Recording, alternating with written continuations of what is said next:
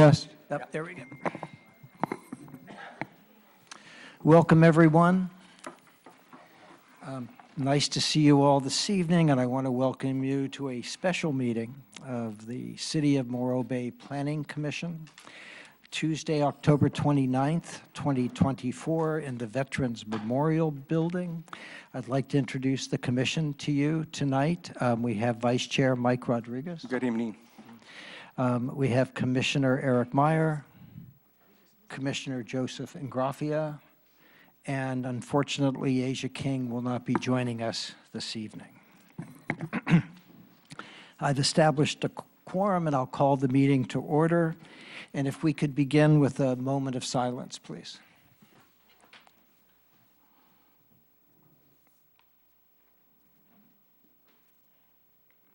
Thank you.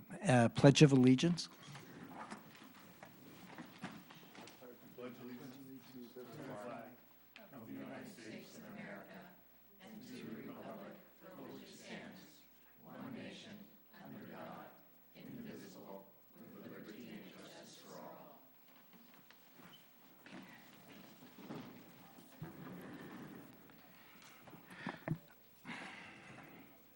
So we begin with Planning Commissioner announcements, and I want to thank everybody for coming and everybody who's on the Zoom as well, and thanks for missing the ball game. The brooms are out. Yeah. Not too many Yankee fans here, I don't think. Let's see, if with Commissioner comments, we'd like to begin with Erlen. Erlen, the Vistra issue, would you want to offer us some words on the what we heard yesterday? Sure. So Erlen Singwall is Community Development Director. So yesterday we received a letter from Vistra indicating that they would like to put their application with the city on hold for the battery energy storage facility. They indicated that they are working on submitting an application to the California Energy Commission under the AB 205 opt-in certification program, and maybe submitting that to the CEC beginning of next year. Mike, I know you had a question. Yeah, and I received this late last night, and the person asked me, what will the Planning Commission's role be moving forward, given that Vistra has done this? And do we anticipate it coming back? So they, obviously they like to follow the Planning Commission. They just said, what will your role be moving forward? So under the opt-in certification program per AB 205, the city would not have any type of formal decision-making authority or role on the project. I do want to use this as an opportunity to say that, we as city staff are certainly disappointed in Vistra's decision to bypass our local zoning process and instead go directly to the state. There are opportunities under AB 205 that we intend to take advantage of to fully, engage in the process to make sure that we have the best possible outcome for the community of Morro Bay in terms of the project's, fiscal, economic, safety, and environmental impacts. Also, we intend to advocate at the state level to make sure that there is local public participation in the process as much as possible. And yeah, I don't know if there's any additional questions, but. I was also going to ask, I know we got a letter from the Coastal Commission a few months ago, I think, addressing some of the site issues. What role did the Coastal Commission play possibly in this decision, and how do they interact with the ongoing process? So on September 24th, the city attorney and I gave a pretty detailed presentation to the city council on this, and anyone can go back and watch that discussion. The question you're asking also was outlined in the Coastal Commission's August 2nd letter to the city. Essentially, if the application had continued to be processed through the city, then the standard of review that the Coastal Commission would have considered would have been consistency with our local coastal program and consistency with the Coastal Act. Under the AB 205 process, the project would need approval from the CEC and also a coastal development permit directly from the California Coastal Commission. In considering that coastal development permit, the Coastal Commission would just use the Coastal Act and not our local coastal program as the standard for making their decision on the project. Interesting, thank you. Eric? In that the public's sort of been disenfranchised, for lack of a better word, from any local decision-making, how do you suggest the public find information about how to participate in the process? Is there going to be something that the city perhaps publishes on its website for how the public might be able to participate in the CEC's process? Because at this point, I don't think the public has any idea how to proceed. So I can only comment like in general terms. We just got the letter yesterday. I mean, I am committed again to doing everything that we can at the city staff level to make sure that we're maximizing opportunities for local public involvement, and that of course is going to include, I imagine, many opportunities and resources to help educate the public on the 205 process and how they can participate in it. Thanks. Joe? Any other announcements? Erilyn, thanks for bringing that to everybody's attention, and obviously an important issue for Morro Bay, so thank you. No other Planning Commission announcements? Then we're going to move to public comment. I do want to welcome Erilyn and Kim, our staff, for tonight. Thank you guys both. And in the back, we have Cree and Chris helping us with audiovisual. Public comment, do we have any takers? Anybody who would like to speak on a non-agenda item tonight? Or if you can't stay for the whole meeting, you're welcome to speak to the public hearing. Welcome, Betty. Thank you. Good evening, Betty Winholtz. I would just like to add to Mr. Singswald's comment, because this is close to my heart, the A24 and the BESS, that going on the CEC website, they have employees that help the public figure out how to participate. So anyone in the public can go to the CEC website and find that person that's the link to help you be in the process. And as well as a lot of people know that 205 still involves the community, and that both officially as a city and as individuals. So we're very optimistic that we will still be involved. Thank you, Betty. Others?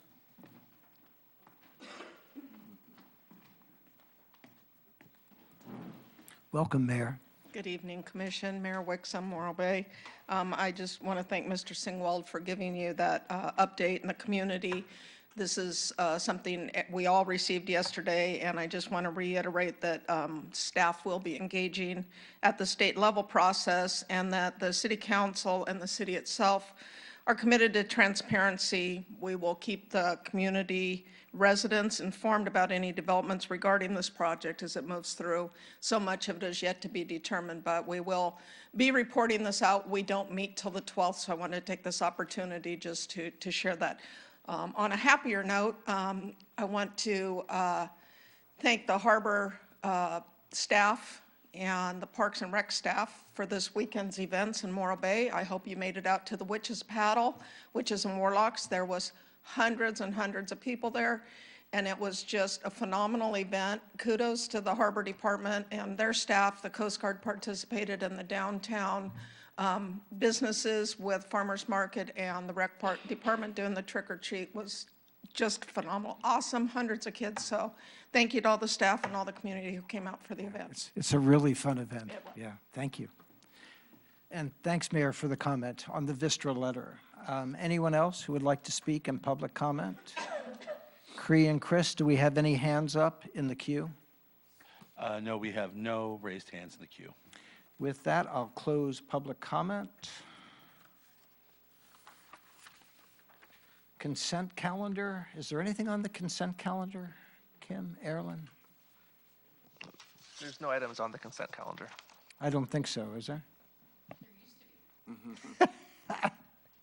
There's nothing on the consent calendar. All right, thank you so much. Then we can go directly to the public hearing. I'd like to introduce case number CUP 24-04. The site location is 431-451-495 Embarcadero Road. And are we good? Technical difficulties. So Erilyn Singwald again, Community Development Director.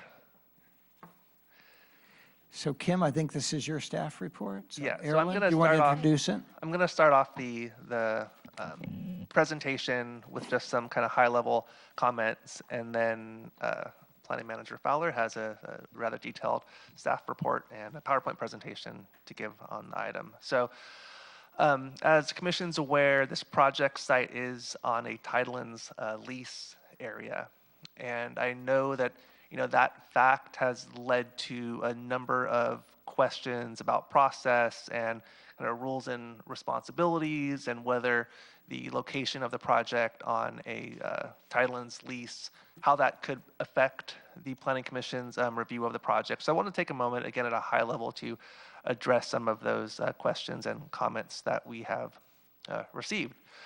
Specifically kind of outlining the Planning Commission's role versus the City Council's role and the Harbor Department's role with the RFP process. So the city owns various properties throughout the city limits, and also is the trustee of the Tidelands grant. The City Council has the responsibility of soliciting development proposals and ultimately negotiating with prospective purchasers, lessees, or developers of these city-controlled properties.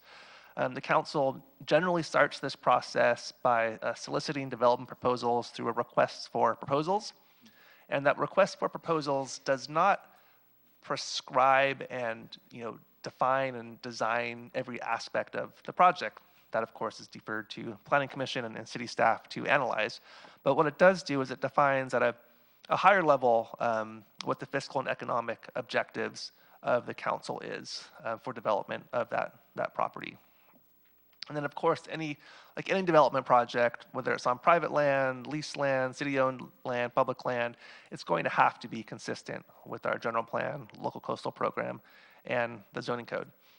And the Planning Commission's role on a project on Tidelands, just as any other project, public or private land, is to review staff's analysis, listen to the public, and ultimately make findings that the project is or is not consistent with the general plan, local coastal program, and zoning code.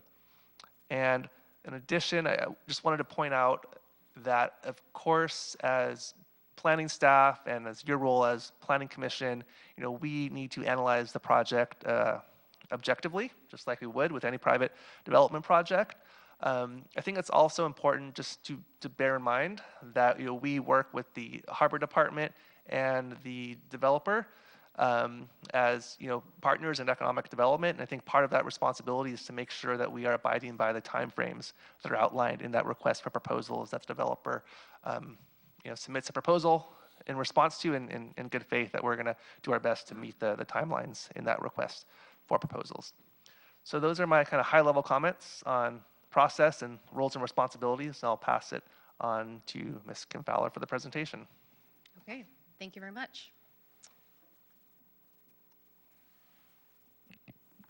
Okay, so starting with agenda item B1, this is 431, 451, and 495 Embarcadero Road. This is at the south end of the Embarcadero, just north of where Tidelands Park is and south of the Anchor Memorial Park. Is that right? Mariner, excuse me, Mariner. So briefly, what we'll do tonight is go over the RFP objectives and then the proposed project, a quick overview of the entitlement process as it relates to the RFP, general plan consistency, and then staff recommendation. So the RFP was issued by City Council in June of 2023. The objectives state the following. The Morro Bay City Council has determined that it's in the best interest of the city and the public to consider redevelopment proposals for the site. City desires to have the property redeveloped to continue to provide affordable visitor serving opportunities that provide access to the bay, as well as an economic return to the city while meeting modern design criteria that incorporate current planning and building codes. Ultimately, by the end of autumn 2023, there were 0 RFP responses to the 2 parcels that were put in the RFP. There was 1 modified proposal from Paul Gillen, Associated Pacific Constructors, to include the 495 Embarcadero property with the 451 and 431. This is the only proposal that we have before you tonight because in the end, Mr. Gillen was the only one that submitted an application. So the project before you tonight is going to be an office conversion of 495 Embarcadero to commercial, retail, and restaurant use. The project will also propose demolition of the existing vacation cottage rentals and construction of 8 boutique hotel units. There's also going to be installation of an 8-foot sidewalk along the road and a 10-foot harbor walk and harbor walk terminus into a parking or a pocket park. There's also going to be a floating dock, finger slips, and a finger dock space. Per the RFP, demolition of existing cottages and the construction of the hotel units, the scope of the project will include a height increase modification request to 25 feet. Under the waterfront master plan, that specification will require a finding of significant public benefit. Those items within this project scope include a new public restroom, the floating docks, finger slips, finger dock space, a new observation deck, and seating benches. There's also a second floor deck, an elevator, some public tables and chairs, and also that new pocket park with bicycle racks, benches, and a plaque that we can discuss later. In addition to the RFP, like we previously mentioned, 495 Embarcadero will also include a remodel of the existing office building into commercial retail and restaurant use. At present, there is a proposal to remove and relocate the stairway and move the entry location. There is an alternative B that will also be discussed later this evening. And it was not clear in the staff report, and it wasn't clear to me until staff began receiving some comment letters, but the existing APC harbor dependent use will remain. That's not going anywhere, so that's going to stay, and that use will still be harbor dependent. Ultimately, at the end of the day, staff had to make a determination as to whether or not this proposed project met the key objectives in the RFP response. And the staff determination was that yes, the project is going to propose the best and highest use of both the land and water portions of the site to maximize revenues and return on investment. It will include improved view sheds and facades. It's going to add to tourism draw, restore and enhance the environment where it's applicable, incorporate independent public restrooms on the site, include some safety enhancements, and conform with the waterfront master plan. So this is where we are in the entitlement process. The process started in June 2023 with the RFP release. Fast forward to June 2024, the applicant came before the Planning Commission on a conceptual review level just to get high-level feedback on the overall project. Tonight, we're back in front of the Planning Commission for a conditional use permit approval. And pending that decision, if there is an approval, this project should go before the Coastal Commission in spring of 2025. It's important to note here that due to the revision of the zoning ordinance and due to the adoption of the new code, this project no longer goes before the city council unless there's an appeal. So under the current code, if there's an approval by Planning Commission tonight, the next step would be to go straight to the Coastal Commission. And this is just a snippet of the RFP timeline where in between spring 2024 and fall 2024 with concept plans and lease approval, Site redevelopment is slated for winter spring 2025 with completion in winter spring 2026. We'll talk a little bit now about the general plan and the sections of the general plan that are applicable to planning staff review. Those are going to be land use, community design, circulation, and conservation. So under the general plan land use designation, this property is identified as waterfront. And under waterfront, it's a mixture of visitor-serving commercial uses and harbor-dependent land uses located in the coastal zone. So at right is just a snippet from Mr. Gillen verifying, confirming that the coastal-dependent use shall remain. That's not going to go away.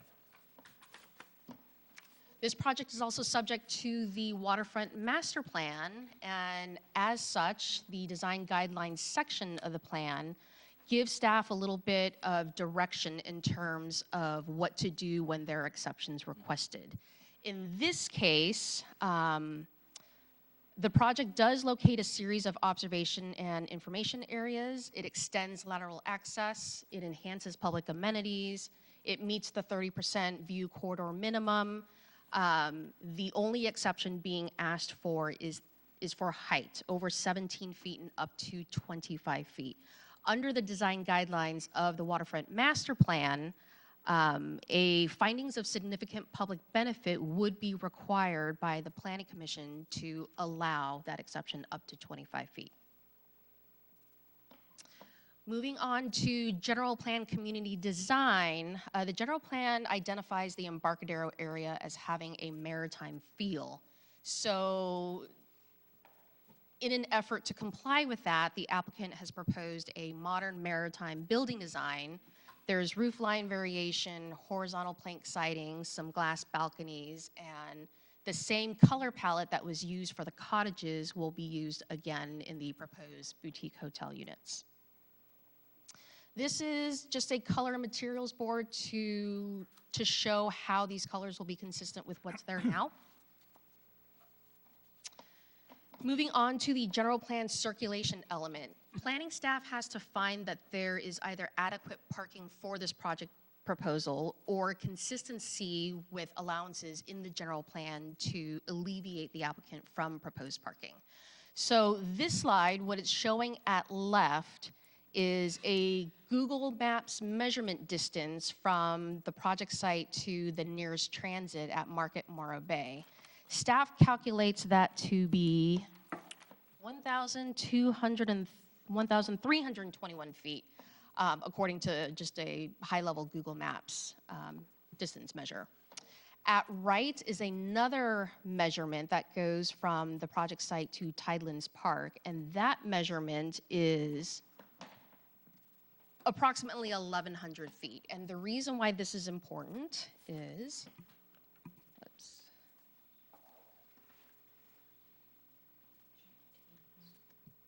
it plays into the parking calculation that's required for the site. So what this table is showing you here is that if planning staff were to take the commercial, the restaurant, and the hotel motel uses and add up all of the parking stalls required based on code, the math would come out to 11 stalls. Further in the code, section 17.27.050, there are allowances for reduction. The first criteria is that a 20% reduction of required on-site parking spaces is allowed if the site is located within a quarter mile of a transit stop. So that's where that measurement checks that box. And the next criteria is allowing the number of required parking spaces to be waived either all or in part where a use is located within 1,200 feet of a city-owned public parking facility. So that second measurement is measuring 1,100 feet to the Tidelands parking lot. And that, again, is also a Google Maps measurement. That is one way of calculating parking. Another method of determining parking calculation is what the Coastal Commission has recently been doing. What Coastal does is they calculate historical parking credits. So they go back to the previous zoning code and what parking would have been required then, and then making an analysis that if the current uses are not more intense than the previous uses, therefore, it is possible that if there's a net zero difference, additional parking would not be required. So for example, under the historical parking credits, this second table is identifying that there are 14 stalls that would have been allocated for the site. 11 is proposed now, 11 is less than 14, therefore 0 additional parking stalls would be required based on Coastal Commission mathematics and analysis. Moving on to conservation, it is generally well understood that the cottages at 451 Embarcadero, 451 and 471 Embarcadero are synonymous, by the way. These are buildings that have been here a long while, and in an effort to analyze how significant they were, staff asked the applicant to have prepared a historical resource evaluation. That is attached in your staff report packet tonight. In summary, it was concluded that the buildings were not recommended to be eligible on any national or state criteria list. We did talk about this at the conceptual review hearing or meeting and talked a little bit about cultural or local significance, which is separate and apart from official state or national significance. So we can talk about that later also. Also under the conservation section of the general plan, there is a section about lateral access and about public view protection. So what this slide is demonstrating is the fact that the applicant is complying with the lateral access requirement and policy in the general plan by providing the harbor walk, the docks, the observation decks, and then the connection into the pocket park. And then this is a slide showing where all of the public views are coming from the project site after completion. There are views from the ground level, from the dock level, from the second floor level. And then this is a view from Franklin Riley Park. This is up on the bluff top.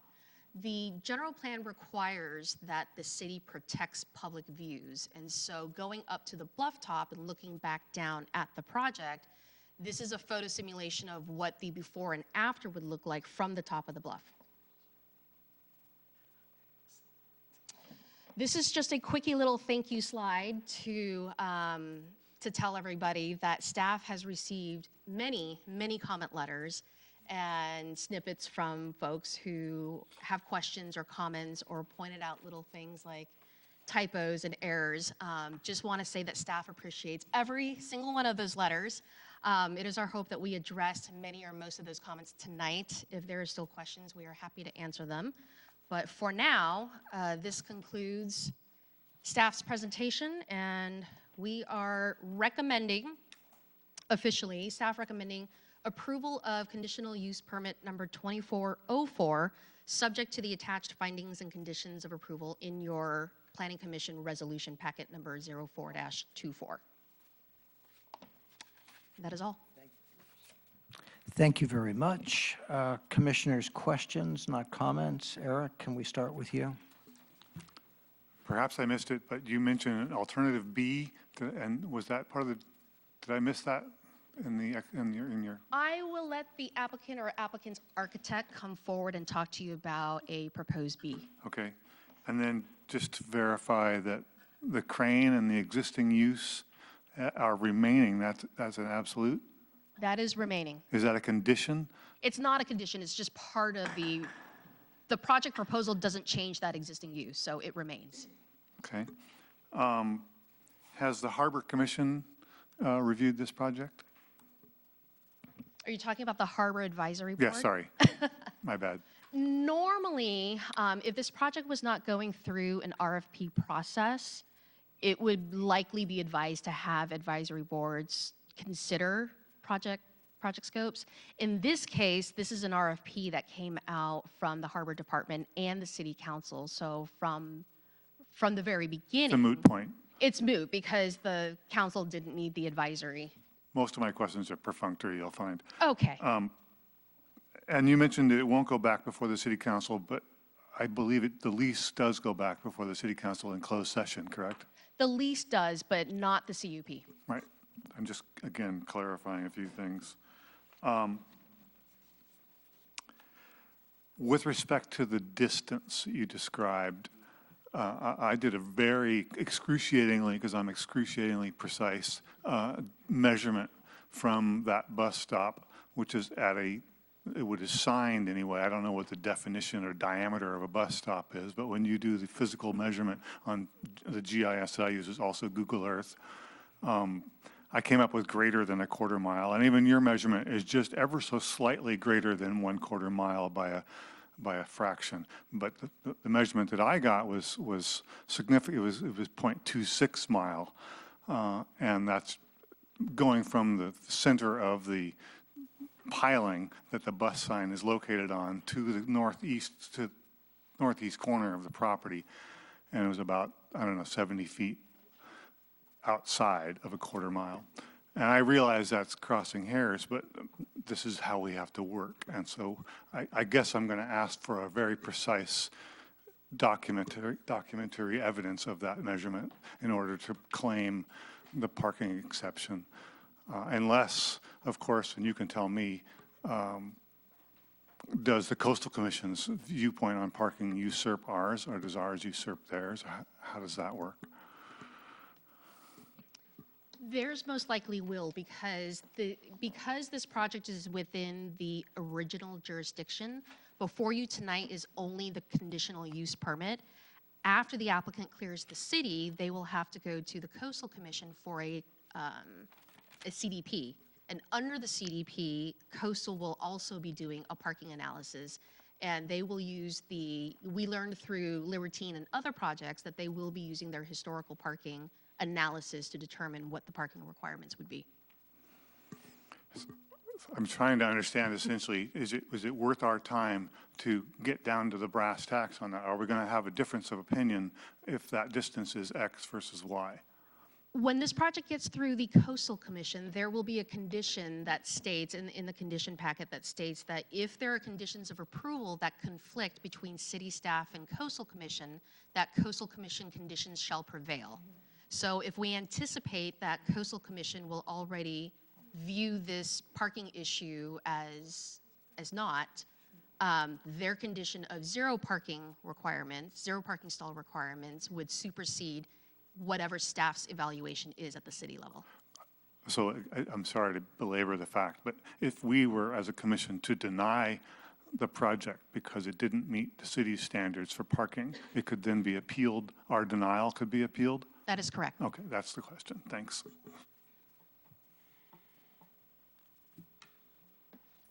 Mike? Yeah, I went out there today at about 2 o'clock at the street, started at the street level and then worked my way up to the bluff. Spent another hour up there looking at all those visuals you showed. So, but I wanted to put that on the record. And in fact, I spent about a half an hour with a 9-year resident who showed me a lot of what I didn't know. So they walked around with me and showed me things that I had never seen before. I had never been up there, so I went up there. But I guess the only real question I have is regarding the historical resource evaluation, the fact that we were looking for that and any significance, but I know you'll be covering that later as part of the local, our local, historical maybe evaluation versus, what we got in the report. But I don't really have any other questions. I think staff did a great report. You provided us just about all the information. And if you didn't, the comments provided additional information, the public comments. So great report. Thank you. Thank you, Mike. Joe? Yeah, I'm afraid most of my questions really reveal my ignorance of how things are actually done on the harbor area. So, but I am curious that there was only one response to the proposal. So does anybody have any knowledge of how the proposal was marketed, how many different kinds of media might have been used, what the duration of the marketing might have been? It's probably not your purview, but I am wondering about that. When this RFP was initially drafted and released, it was under the direction of the previous harbor director, who is no longer here.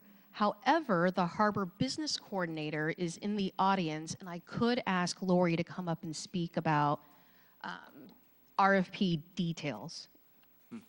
Now or later, I'm just asking the Yeah. question.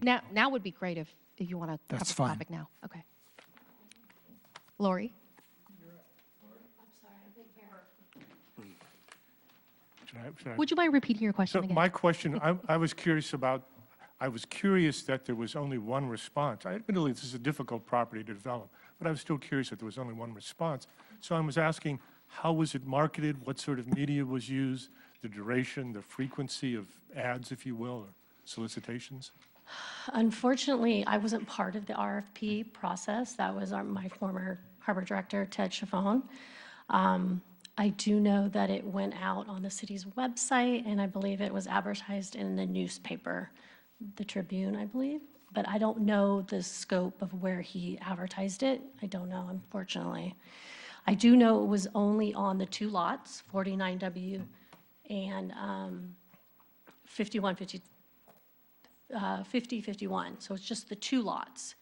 This development includes what Paul has currently and the two lots. So he's incorporated a larger project than what the RFP went out for. I do know that. I have a feeling that the questions I have might be best answered by you, or at least you could try. I'll try, yes. You know, I see in a lot of the city planning documents, be it the downtown waterfront plan and the master plan, there's lots and frequent references to preserving things of cultural value in Morro Bay. But I suspect that in the proposal for development that went out, there may not have been very much at all in the way of urging the respondent to think in terms of preservation. Am I correct in that? Are you referring to the two buildings or the? Yes. I don't believe it, I would have to read the verbatim, but I don't believe it requested preserving those. It's my understanding that the buildings are not in very good shape. Right. And that to restore them would be Well, not, certainly the piering and the foundations are not in very good. right. I believe they're in really poor condition. Yeah. And then there was one that was really technical. I didn't understand this at all. This is in Exhibit D, the project description. I'll just quote it here. It states that $300,000 spent on the pier reconstruction in 2022. Money spent on this improvement has been a paper credit for the master lease and should receive what I take to mean commensurate lease years at time of new lease. I had no idea what that actually means. Does anybody? What I believe it means is that he was given credit for years on his lease for dock improvements or the wharf improvements. I would be if I extended the lease. Yeah. Credit, so that would be. If he were to put infrastructure, another so much money into the wharf and docks, he would get years for that. That would be. Historically, that's the way it's deducted been. From the future lease Right. costs. Correct. Okay. Yeah. And then the last question I have is with respect to parking. Again, we could interpret the city law that that no additional parking, all 8 spaces could be accommodated by the public parking, but it could be less than that. As presumably we could say perhaps the applicant has to provide 1 or 2 or 3 spaces, but certainly not 8. That's another interpretation, right? That is another interpretation. And then the final question I have, are there any precedents for a hotel of this scale, 8 rooms, having no parking on the Embarcadero? If we want to go back to the Libertine, this is how Coastal Commission calculated parking requirements and ultimately changed what was required between the project proposal at City Council to what was ultimately approved at the Coastal Commission level. Which means what? So the precedent was set with the Libertine in that ultimately the parking requirement reflected the historical credits the way that the Coastal Commission calculated it. I guess I'm looking for, is there a hotel on the Embarcadero that has 8 or more units and yet has no on-site parking? That's the question I'm asking. I believe the answer is yes. Can you describe the number? Where? 1, 2, many, none, 0? Libertine, Harbor Walk, what else? There's a few of them. Okay. Okay. And That's it. I'd like to maybe add quickly to the discussion that in fact, our general plan, like we had quite a bit of conversation with City Council on Libertine project, requires almost the opposite. It requires eliminating parking on the west side of Embarcadero and then replacing those parking spaces on the east side at some point in the future per a parking relocation plan. Let's see, 3 questions, Kim. I don't see an existing site plan in the staff report that shows the existing conditions.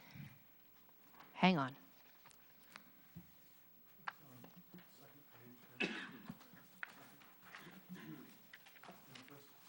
Yeah.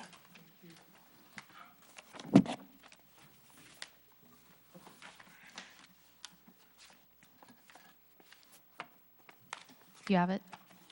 Got it. Okay. Could you bring it up on the screen for me?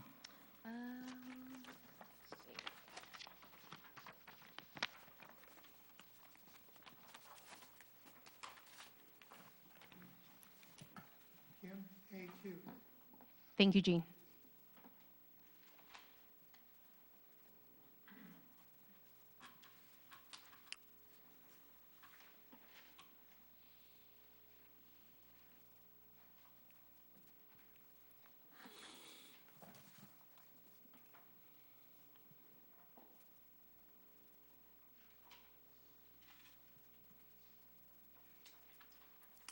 If that's too hard, we can keep going.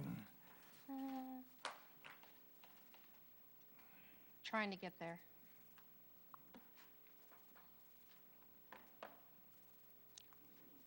Why don't you keep going and I'll get it up as soon as I can. My other question is, if you could just be clear, why is a CUP required for this project?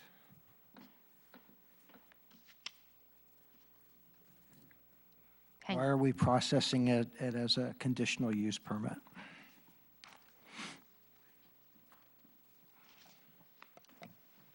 I have too much paper here. So we're going to take a, Do you have a staff report copy? Yeah. Okay, thank you. I know where the answer is.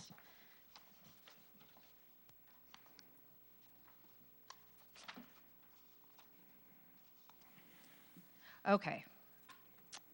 Under section 7 of the staff report, page 6, under authorization guidelines, development proposals require both development and use permits. Proposed project is located within California Coastal Commission's original jurisdiction and will therefore require entitlement permitting in a 2-step process. The first step will authorize the Planning Commission to act on a conditional use permit application. That's under Morro Bay Municipal Code Section 17.40.030. The final determination by the Planning Commission would be or could be appealed to the City Council pursuant to the time periods and requirements established therein. And then after obtaining the use permit from the city, the applicant will then be required to obtain the development permit through Coastal Commission. Got it. I hope that answers your question. Thank you for that, reading that into the record. Last question, you said we have 14 historic stalls for the existing. Do we know what that was attributed to? Is there any description on why 14? That was calculated to what the existing uses are now. So the way Coastal does it is you go back to the existing uses and you calculate the required parking based on the code, and that becomes the historical So credit. when you say now, you mean the The current. existing, the current uses? Got it. Thank you. you. Commissioners, any final questions? Joe, thank you. Thank you, Kim. If we could ask the applicant to come up, and if we can put some time on the clock, what do you think? 7 minutes? That'd be enough. Great. Good. Thanks So- for being here. So I'm Paul Gillen. I'm the applicant and the owner of Associated Pacific Constructors. As everyone knows, we've been in this harbor for probably 40 years, doing marine construction and various projects up and down the coast. And I purchased the business from Reg in 2004, and I've been operating it since. We've spent the last 5 years seriously considering how to develop this property for the highest and best use, anticipating that we were going to occupy it up until the lease renewal, which is in June of ~25. Reg and I both had spoken about this development, and he had actually realigned his lease to coincide with my lease. So we both had our leases coming up in June of '25. My development, Reg didn't have very much input in it. Unfortunately, he passed away, but we've been speaking with the Harbor Department about our plan. And in developing the plan, we still wanted to continue to operate as a marine contractor, but not on as grandiose a scale as we had done in previous years, mainly because the businesses for our type of services have moved north and south. And so we incorporated in the design having hotel units, which we considered the best economic use of the property in terms of making that space viable, and converting the existing building to office, or from office and workshop to retail and restaurant facility. Incorporating the same kind of design, the marine look, interiors, and the existing exterior, which appealed to everybody over the years. Gene did a great job of designing the new units to incorporate two view angles, one to the south and one towards the north of the rock. And we did that for specific reasons. We also tried to address the public benefits in the Harbor Walk, starting at the little pocket park to the north of us and continuing that Harbor Walk all the way around, returning on the south end, giving a 250-foot linear foot of public viewing area.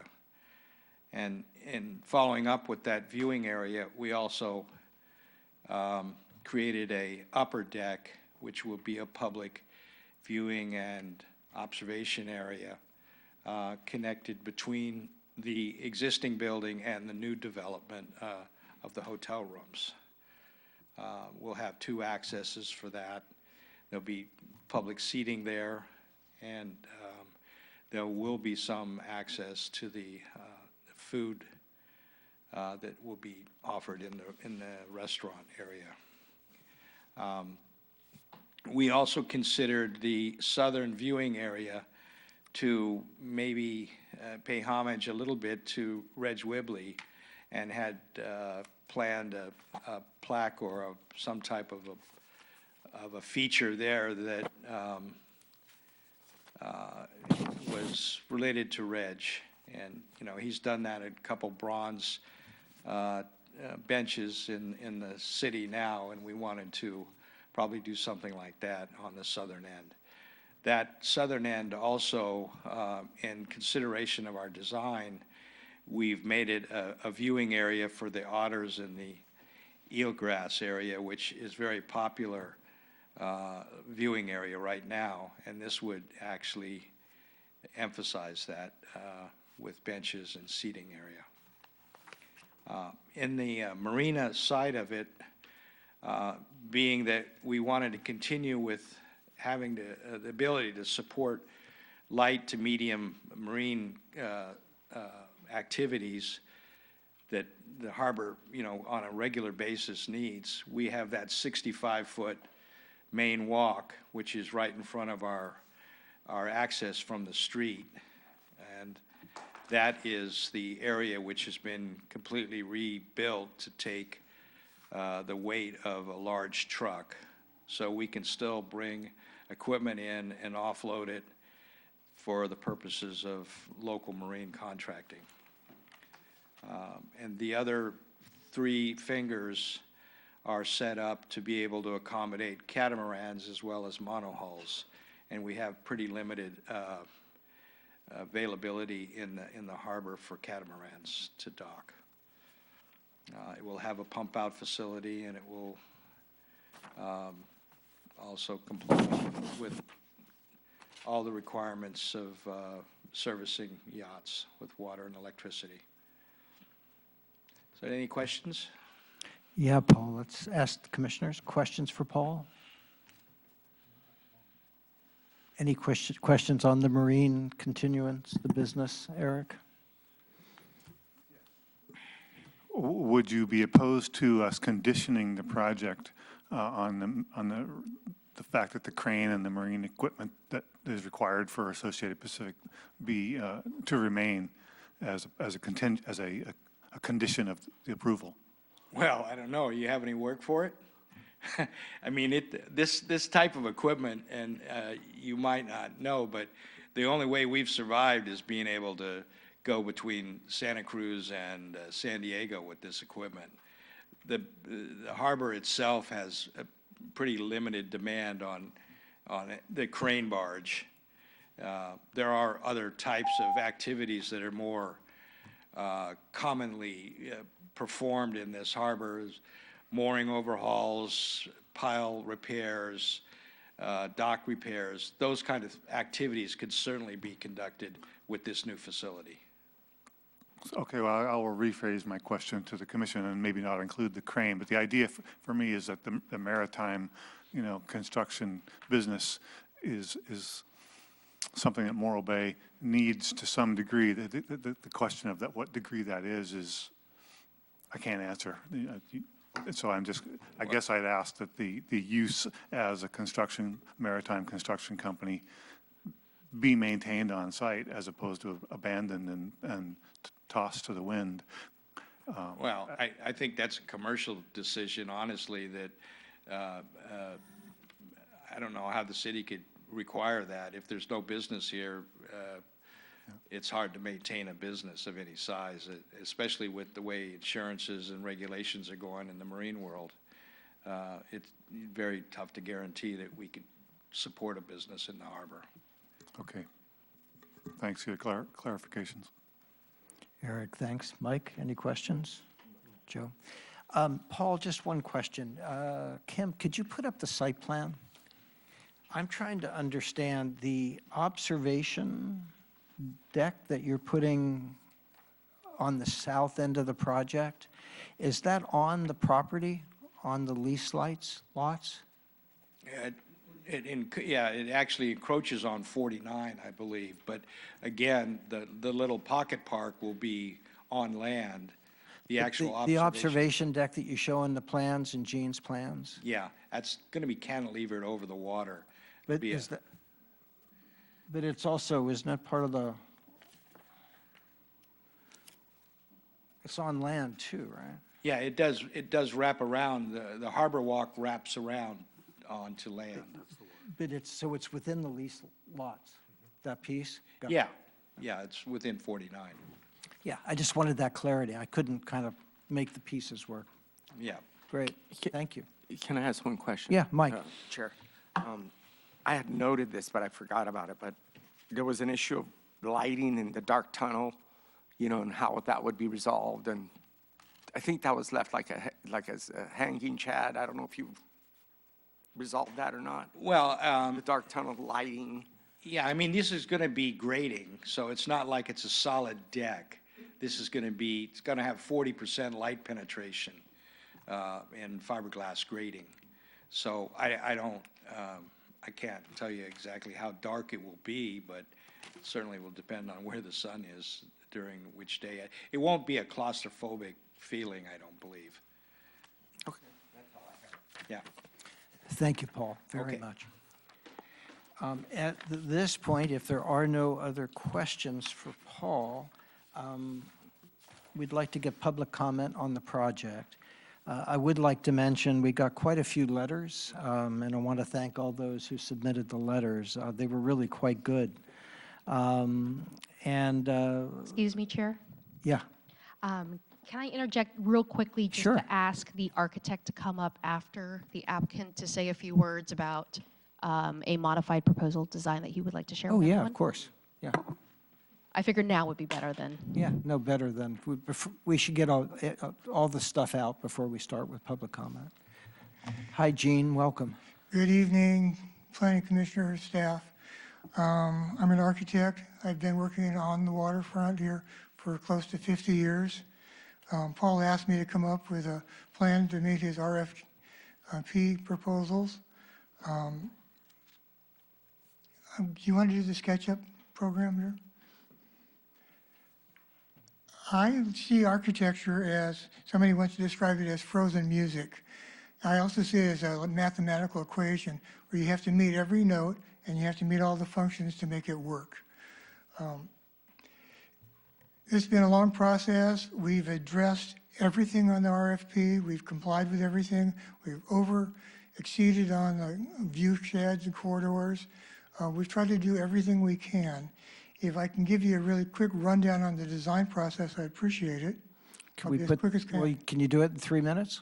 You want more time? How about 5 minutes? It may be Put quicker. 5 on the I'll go clock as for quick us, as I Ken. can. Thanks, Gene.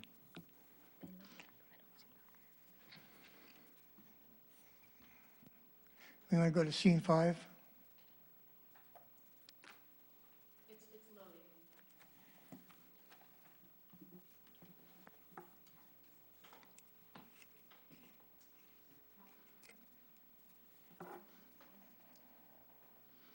Or maybe we won't.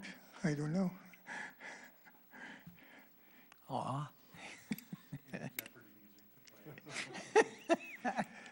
But really quickly, the RFP, we looked at the buildings, the existing little buildings down there. We liked them. I think I've asked people, you know, what do you think about redeveloping the little units on the south end of the Embarcadero? Most people go, well, where's that? But if you mention the colorful units, then that seems to be, oh yeah, I know what we're talking about. So is the colors the issue or the buildings, you know? So in respect to the existing colors there, we'd like to use like the trim and things like that to bring out, to respect some of that color things here. We also want to bring up some of the architecture features of the marine construction, the concrete pilings, the heavy timber construction, to match some of the existing siding there. That's what we're trying to do is make it feel good. Of course, the Harbor Walk will continue over to the Little Park and to the north and to the park to the south there. One thing on the parking that Kim did not pick up on was that there is a public parking lot right across the street and adjacent to the Embarcadero Inn, which is probably less than 150 feet away. So that's public parking there. Okay, here's the project here. We want to keep the existing maritime area here. We can go to next scene. Of course, on the left-hand side there, they'll show the Harbor Walk that continues across. Maritime construction on the main building there, with restaurant above, observation deck, a view corridor underneath that observation deck. There'll be, marine construction. There'll be maybe possible whale watching. There'll be working waterfront. There'll be marine research. There's all kinds of things that we can do. that we can do there. As far as the little units on the side there, we really wanted to keep them, but the structure's all gone underneath there. They don't meet any codes or requirements at this point. So it's time to move ahead. And fortunately, that's what they go. They're all worn out. On this side here, you can see some of the concrete pilings that we want to bring up into the units here. We've relocated the structures so the lower units face the bay. The upper units, of course, face to the south, which is a great view. Go to the next slide. What I was hoping to do, it takes a while for this to load up on your problem here, is open up that pedestrian view corridor and show the Harbor Walk on the south side there with a pedestrian view platform. The next slide there. If it happens. We're waiting. It takes a while for this to load up. What I was trying to do is we have open view, open corridor, open space where the Tidelands Park is. And I wanted to develop projects that we would have an easy transition from open space to buildings that are on the Embarcadero. So the first floor, of course it doesn't show it now, the first floor is 1 story and it's closest to the open space on the Tidelands Park. Second floor steps back a little bit. So we're trying to ease the transition into structures along the waterfront. Once again, showing the marine texture of pilings, concrete walls, concrete pilings, heavy timber, and the walkway right there. Next slide.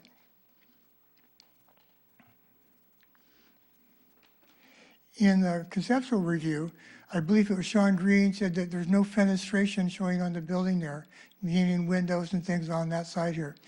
By relocating all these buildings in different angles, we provide open space, open view corridors throughout the project here. And I did put in some windows in the project here. You'll see it when it finally shows up. And then your concern about the tunnel concept, there is the walkway that works around the front of the building there. And then there's an open space between there and the observation platform of probably 300 square feet. So that's all open to the sky. So that'll alleviate all that problem here. And then if you can go to the next slide, we're going faster than your computer can take.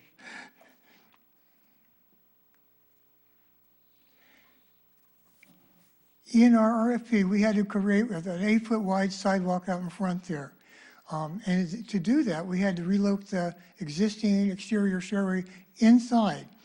Now, there is a possibility to do an alternative stairway, keeping it to the alternative way of doing it, keeping the existing stairway where it is, but it's going to take some modification of the sidewalk, perhaps a little bulb out like they have at Harbor Plaza to allow us to have an 8-foot wide sidewalk there.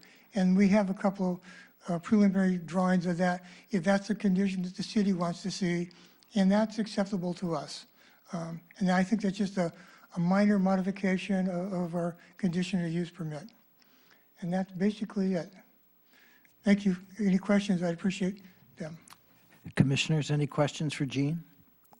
I have one that I'm not certain if it's for you or for staff, and it's about the horizontal aspect of the railing around the perimeter of the second-story view platforms. Is that going to be a vertical slats or is it horizontal slats? I like the horizontal, but safety-wise, I guess we're going to have to go with the vertical. Yeah. Thanks. Horizontal wires, vertical posts. Yeah, unfortunately, kids are climbing up the horizontal wires.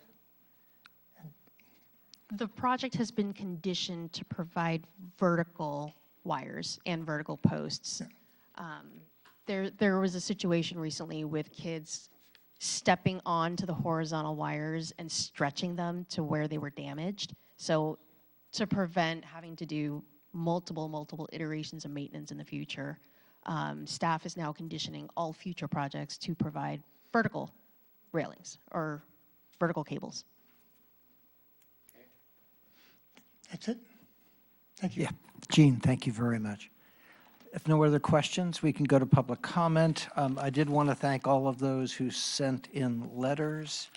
And there were some real standouts. Sean Green's letter, also Nancy Best talked about Reggie quite a bit, and that was really interesting to us, and we might reference that later on. But welcome, let's start tonight. Thank you. 3 minutes on the clock Presentation. for us.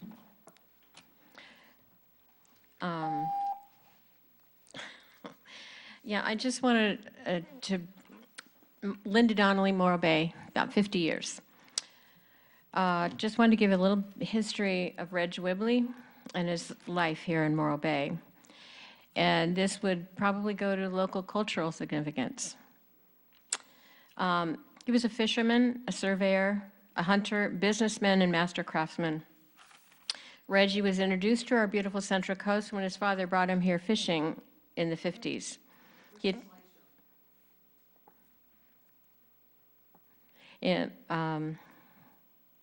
He attended Cal Poly and majored in industrial arts. After graduating in 1970, he then became a teacher at Morro Bay High School, sharing his talent of woodshop and art. While living on the Embarcadero, he, along with two partners, Arthur Fry and Edward Strasser, started a marine salvage and construction business, Associated Divers, which later became Associated Pacific. Reggie was very successful in developing the business and constructing major projects up and down the Pacific coast. He dropped the first moorings in Morro Bay, and he was instrumental in the overall development of the marina, including the start of the Bayside Cafe. They built docks, piers, marinas, the hoist at Gaviota, which my husband used surfing with his boat, and more, and up and down the Pacific coast. He and his partners constructed the headquarters and office of Associated Pacific on the Embarcadero in 1972, and later became the sole owner. I believe he actually built that with his wife, Dawn. As a fisherman, he was appointed to the first Morro Bay Harbor Advisory Committee in 1979. He was an advocate for health of the ocean and the land, and was a major sponsor of the Black Brant Group. I had to practice saying that a couple times. He collected vintage cars and regularly met with the Rock Car Group on Saturday mornings on the Front Street parking lot. He will be remembered for the 4th of July fireworks shows that he put on after the public fireworks shows had ended. Also, for the Y2K fireworks show, which he got permission to have, and as such, it was a great seat we had on the bay to welcome in a new century. In 1993, he built the Art Deco facade on the Quonset hut on Main Street over near Errol Street. After a very rewarding career, he sold the business and retired in 2005. Tonight, I ask you to take all of this into consideration as this project is talked about. Reggie was a very important person to our town's founding, and I don't believe the town has been fully informed on this special meeting, as there have been a few of yours canceled. I would not want to pay for a night's stay in the Embarcadero Inn across the street, only to find my view obstructed by a new hotel. Not truly needed on the waterfront. We like our town funky looking, with the colorful units that exist there already, and I'm sure Reggie would too. And then talking tonight about the parking issue, if I were to check in to whatever this new place is going to be called, I wouldn't want to walk, to the Tidelands Park, or anyway, I would like to have my car parked on site. And the staff report also mentioned that the Associated Divers was downsizing. I tried to look at the history of what was done because it mentioned that there was one. Page 7, it says that it was mentioned in Section 8. And actually, on page 50, where the table of contents were, there was no V111, no 8, and on the list. But I finally found it, Exhibit E. So take some of this into consideration tonight, and have a good meeting. Thank you. Thank you for your comments. Thank you very much for the comments on Reggie. Welcome. Hi. Good evening. My name is Betsy Gaudette Cross, and I am reading a statement from the former city manager of Morro Bay, who cannot attend tonight. After working for the city of Morro Bay for 27 years and knowing all the waterfront leaseholders and their properties, I felt compelled to comment on this proposal. While I certainly understand progress and the need to increase the revenue that comes to the Harbor Fund, it is also so very important to retain some of the historical significant buildings. Perhaps these buildings don't meet the letter of the law of historical, but they certainly meet the spirit of historical. As well as keeping in mind that the beauty of the Embarcadero includes some spaces that aren't improved, as well as spaces that aren't further commercialized. Additionally, the former leaseholder, Reg Wibley, while sometimes unorthodox, made many, many positive impacts in Morro Bay, and especially on the waterfront. He was also instrumental in many marine projects up and down the coast. While honoring him with a plaque is a nice thought, I believe keeping the original structure concepts of these sites is much superior. I noted in the staff report that there is a comment about the end of the Embarcadero not being well discovered. But in fact, Tidelands Park, which is immediately adjacent to this proposed project, is one of the most well-used, well-loved parks in the county. The uniqueness of Tidelands is the play structure were purposely designed to allow children and adults to use their imagination at the park. The pirate ship and the sea creatures lend to that goal, and this unique and, dare I say, historic building is a perfect end to the more commercialized part of the Embarcadero and a lead into Tidelands Park. It appears there may be some good compromises that will retain the history and rustic appearance while still allowing the developer to have an acceptable return on the investment. Please consider in your deliberations and decisions the importance of retaining history and keeping some areas of the Embarcadero more rustic and less commercialized. Sincerely, Andrea Luker. Thank you so much, Betsy. Others?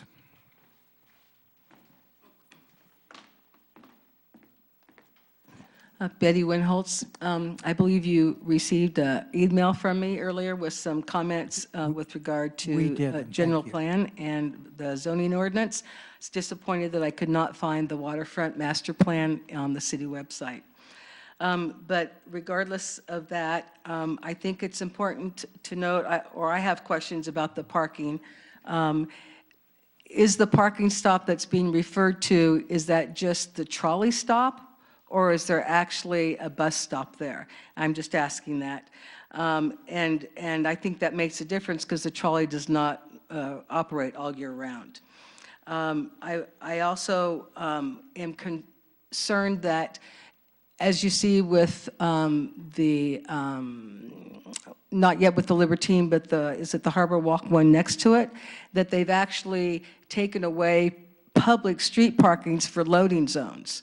So I'm wondering what's going to happen with that down here. Will you also eliminate some parking places because you're going to use them for loading? And so then we're losing even more parking spaces. And I think in one of my notes with regard to the zoning ordinance, you'll see that you're not supposed to take away public parking for other uses for private use. So I'm concerned about that. I'm not sure how this RFP timeline fits into that. I don't think that should be part of your responsibility. I think that was a city council responsibility. The whole thing about going to 25 feet instead of 17, in previous projects, I have commented and others have commented that things that are required, like the harbor walk on the water side of buildings, how is that a public benefit when that's a requirement? And so that doesn't quite seem to meet the qualification. And also viewing decks have become so commonplace that I'm not sure how those are benefits either. You know, if I'm going to walk out on the harbor walk or stay on the sidewalk, I don't need to go upstairs because I'm right there on the water. So to me, that's not a public benefit. What other kinds of things? I'm disappointed that you did not get feedback from the Harbor Board because this board specifically asked for that when you met with the conceptual review, and that was not honored, that you got to hear from them. I'm not sure how you keep a construction business on just the wharf and not have an office or a place to do workshop if you're turning the workshop into a food and beverage place. That doesn't sync for me. And I know that we don't protect private views, and I thought it noteworthy that the visuals that were brought up did not show the hotel behind it and how that's going to be impacted from that. And I think that's important to acknowledge and to address. Thank you, Betty. Others? Welcome. Yep, my name is Justin Larrabee. I'm one of the owners of the 456 Embarcadero Inn, directly across, like Betty had mentioned. I'm here today just to discuss, thank you for hearing this argument and taking everything into consideration. And part of that is, we do have zoning codes that are already established and in place, primarily in this case, the 17-foot height rule. These rules and these zoning codes were established for businesses like mine in consideration for additional, businesses that are going to be built. In this particular case, Morro Bay, the views of the bay is really what drives our business and brings people to our business. And with that, with declining rates and occupancy rates already, additional permits being filed for additional boutique hotels. I believe there's 2 actually you have to be heard here very soon. Another 8-unit business. The things that set my business apart from everybody else's, or the thing that encourages people to stay in my business, is the absolute, beautiful views of the bay itself. In this particular case, this structure will impede that view for my clientele and my business. My business will start suffering. We're talking about, an 8-unit business versus a 33-unit business. Just for the economic impact, not just for our business, but the city itself as well. If our occupancy rates decline, obviously our revenues decline. So does the tax paying, dollars that go to the city will decline as well. So in consideration for all of this, I would strongly encourage and hope that the city will perhaps look at an amended version of this hotel. And, like I said, I definitely want to see the beautification of Morro Bay, but I consider, maybe a single-story building or single-story dwelling would be a suitable alternative and a compromise to be able to, enrich both businesses as we grow together. Thank you for your time. Justin, thank you. Others who would like to comment? Chris, do we have anybody in the queue? Yeah, one moment. We have Christy Van Cleve, and you're allowed to speak. Welcome, Christy. Oh, thank you, commissioners. I am a resident of Morro Bay and an architect. Been in the city 10 years and visiting frequently for 20 years before that. And I think it's important not just to preserve history, but also the character of a place. And I feel that this proposed development presumably tried to do that. The architecture's broken up. The view corridors, as was stated, comply or exceed the requirement. But let's just drill down a little bit. If you're staying in the hotel across the street, you don't have an option on where your view is. You have a 12-foot wide room. And if the way the buildings are rotated blocks your view, well, then your view is blocked. So I find the owner that just spoke from the hotel across the street, which seems to be a very nice hotel, everything he said was really accurate and I think to the point, which is that he said he has 33 rooms. Let's presume that maybe half of those 16 rooms on the second floor are now blocked by their view for 3 rooms on the second floor are proposed on across the street. So I find the exception to be not merited for a second floor development. And then my second point would be the extension of the Harbor Walk. I believe that that is a very high priority for the city, and I appreciate that access for the public. But I think with a smarter site plan, you could terminate the Harbor Walk in a plaza where that second floor deck is shown right now. Not have that second floor deck, maybe have some kind of projection there. But I think that that could be a terminus. It seems like the whole proposal is overbuilt with the pocket park and all of that. There's already a very narrow sidewalk connecting Tidelands Park. So even after you have the park, the pocket park, you still would have not a very direct connection to Tidelands Park. So I think it'd be much smarter to have a very precise situation with the Harbor Walk rather than what's shown right now, which is going right in front of 5 of the units.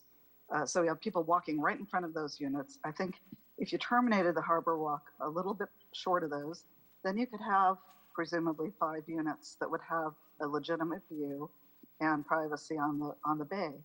I think there's just a lot of ways to massage the site plan so that it is much more cost effective for the owner, as well as a better situation for visitors and residents alike. I personally, in my practice, try to preserve character defining buildings whenever possible. And I think it would be very easy to reuse at least one, if not all, of the cottages that are there and turn those into very viable 5 to 8 units of short-term rentals. So thank you for your consideration. Thank you. Thanks for the comments. Anybody else? Chris, Cree? That's all in the queue. Great, thank you. Last chance for anybody who would like to speak here. One more person raised their hand. Sorry, Judy Lynn. Oh, They're allowed to talk. welcome. Thank you. Good evening, commissioners. Gosh, I too just want to say that this site has wonderful memories and the building is fun and it does offer a certain character to Morro Bay, but I believe in property rights and I like that the new owners have created a plan that dresses it up a bit. I'm all in favor of it. I just am concerned about the height. And I just would like the Planning Commission to consider maybe a compromise that, you know, goes along with what's currently there as far as the height. I don't know if that's possible or anything, but I do like what the owners have proposed. So that's it. Thank you very much. Thank you, Judy. Cree, anybody else? No, that's it. Thank you, guys. Last chance to speak? If not, I'll close the public comment period. And staff, do you want to respond to any of those comments from the public? Betty had a couple of questions around the stops, the walking distance still to the parking, the trolley stop, or what was the question? Oh, another question was the loading zone, and that also came out of one of our letters. No, I don't think loading is shown on the site plan. Is there an anticipated loading spot for the hotel? Is that shown on the plan, Gene? Yes.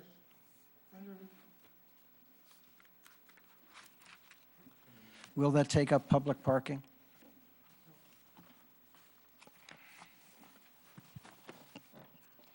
Do you want the site plan pulled up?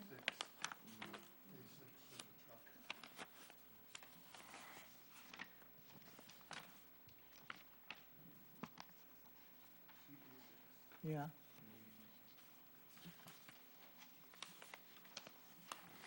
Doesn't show it in plan, though, does it? It only shows on the elevation. I don't see it on, And I guess the question is compound.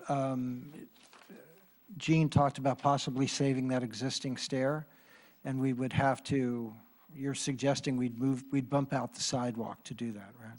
The only way to do that. Yeah.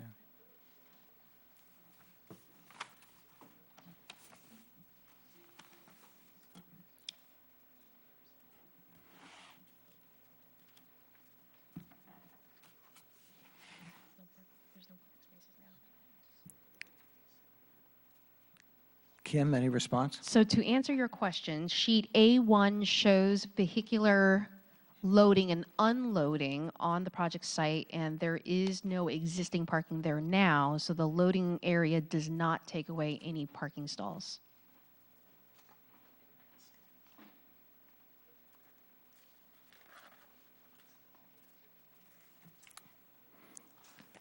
Any other response to questions?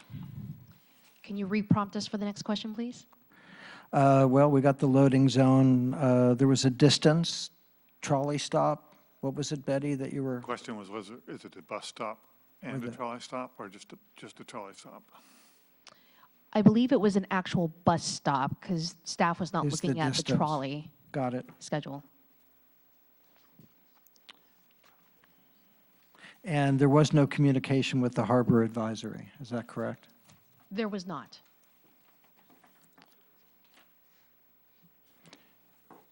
Commissioners, other issues for staff before we go to our own comments? Mike? Joe? Okay, so we did hear quite a bit in the letters that were covered, a lot of similar comments. I think that were really valuable. I especially enjoyed the description over Reggie Wibley. It's really interesting to sort of understand who he was. Eric, did you know much about him? How much time do you have? Are you giving me the opportunity to speak? Because it's going to be Please, I'd like, first. Yeah. So I grew up here, and I was born a couple of blocks from this location, and I remember this area because it was our playground, essentially. All the waterfront, essentially from what was called the fuel dock in the old days, essentially down to plus or minus Anchor or South Street. And as kids, you could wander along that entire waterfront because nobody gave a crap about whether you were crossing their property line or not. You just wandered through and they said, "Hi, how's it going, Eric?" And you said, "Hi," whatever that person's name was, and you wandered through with your bag of potato chips that you bought from the little snack bar at the fuel dock. And I can remember Tidelands Park before it existed, and we used to ride it wasn't BMX bikes back then, it was just Stingrays, or the Sears version of a Stingray, which is what I had because we didn't have enough money for a Stingray. But I remember myself and Brian Dillard, and if you've lived in the town a long time, you probably know Pete Dillard because he had a mechanic shop. But Brian and I used to ride our bikes down there all along where the Tidelands is now. And when they first proposed the Tidelands Park, and I'm sorry I'm going to go off the rails and all this stuff, but the Tidelands Park was originally just a place where everybody parked their boats and parked their truck and trailer, and there was it was just an empty dirt lot, and there was no curb, and there was no gutter, and there was no cement whale, and no pirate ship, and it was just weeds. And kids put dirt ramps there and jumped their bikes off them. And so the neighborhood, when that was proposed, all the neighbors in my neighborhood fought Tidelands Park. Tidelands Park was the worst thing that was ever going to happen to Morro Bay. And my mom, rest her soul, she'd be 100 and something now, fought that idea for 10 years, as did all the other neighbors. So my mom, she died at 84, just after the Tidelands Park was created. And she was living with me at the time in San Luis Obispo. I drove her out to look at the park to show it to her because having known how much she hated it, I hated the concept. And so I drove her down there, and mind you, she'd been fighting it for 10 years. And I said, what do you think? And she said, "Oh, it looks nice." And like, "Mom, you fought it for 10 years. You and the entire neighborhood were freaked out about this." Oh, well, it looks nice. And that's kind of a metaphor for a lot about Morro Bay.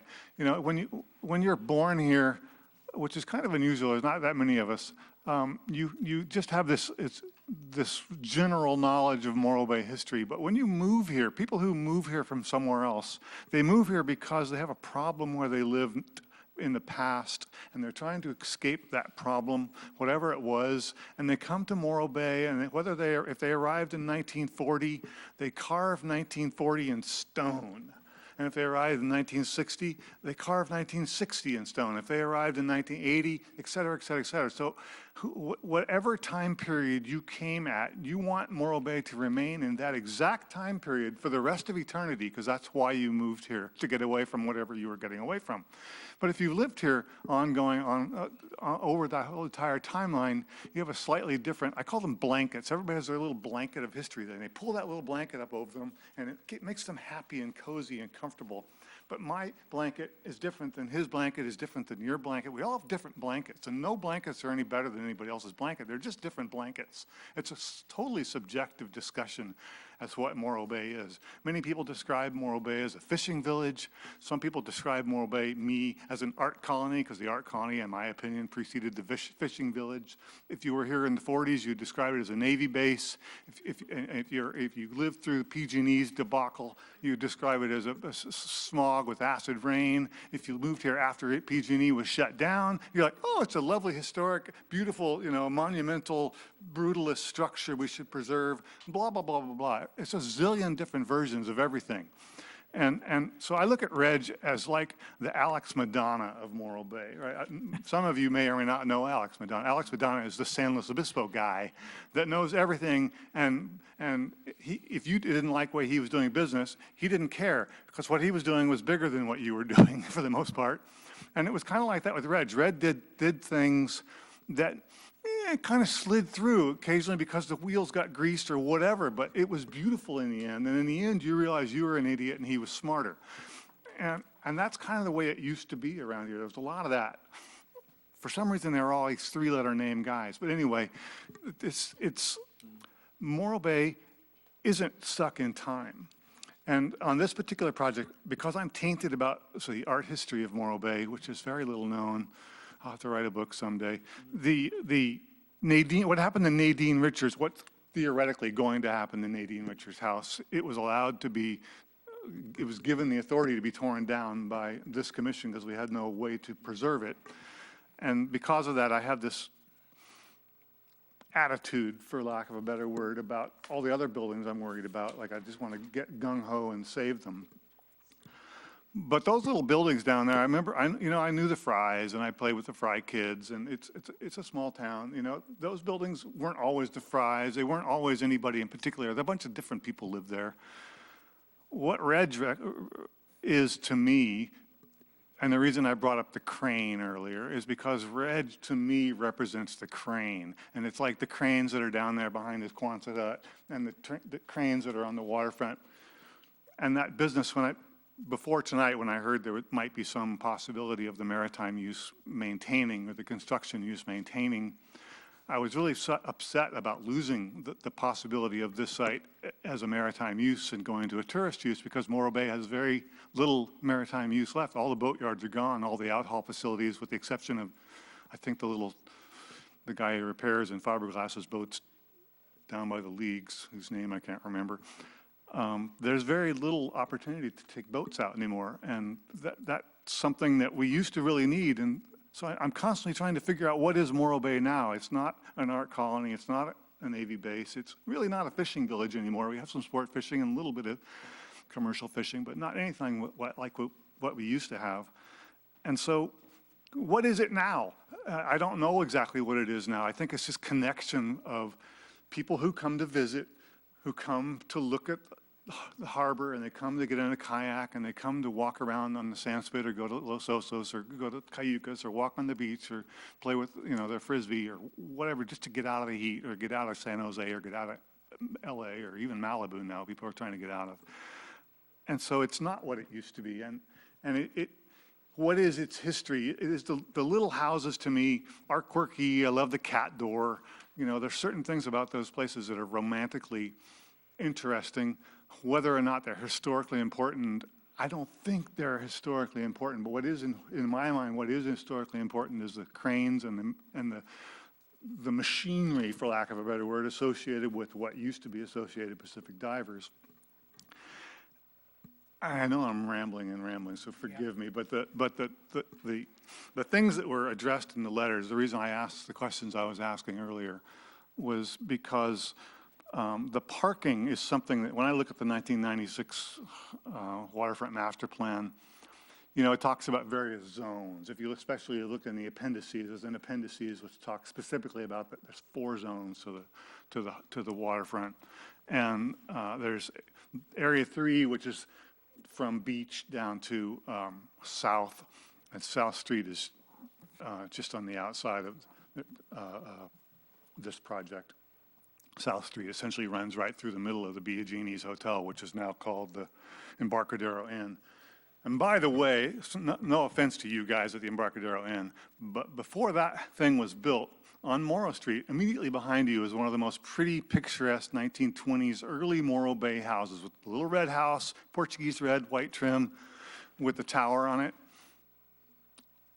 It was heartbreaking. I know it's nothing to do with you guys. You're the new owners. This is but it was effing heartbreaking to have that hotel built in front of that house. It ruined the postcard view, but those people who own that house didn't have, and we didn't have the authority, because you don't own the view in front of you. And we as a planning commission, I'm sorry, we can't take your private views into consideration. But we can take in public views. And by the way, the Embarcadero Inn took all the public views from the bottom of Anchor. It took all the public views from the bottom of the paper street known as South. So your argument, while I understand it and have empathy, I can't use it. There's other reasons that may or may not be valid around the height on the hotel across the street proposed. That's not one of them we can use. So back to the parking, sorry. Well, what I'm going to do, because I think I got we've a lot got, more. I know you do, and I think we all do, and I think we need some really careful time. I'm going to ask if it's all right with the commissioners, let's take a 5-minute bathroom break, because I think we've got another hour of conversation here to get to a solid response. So let's do that, and we'll come back at 7:45.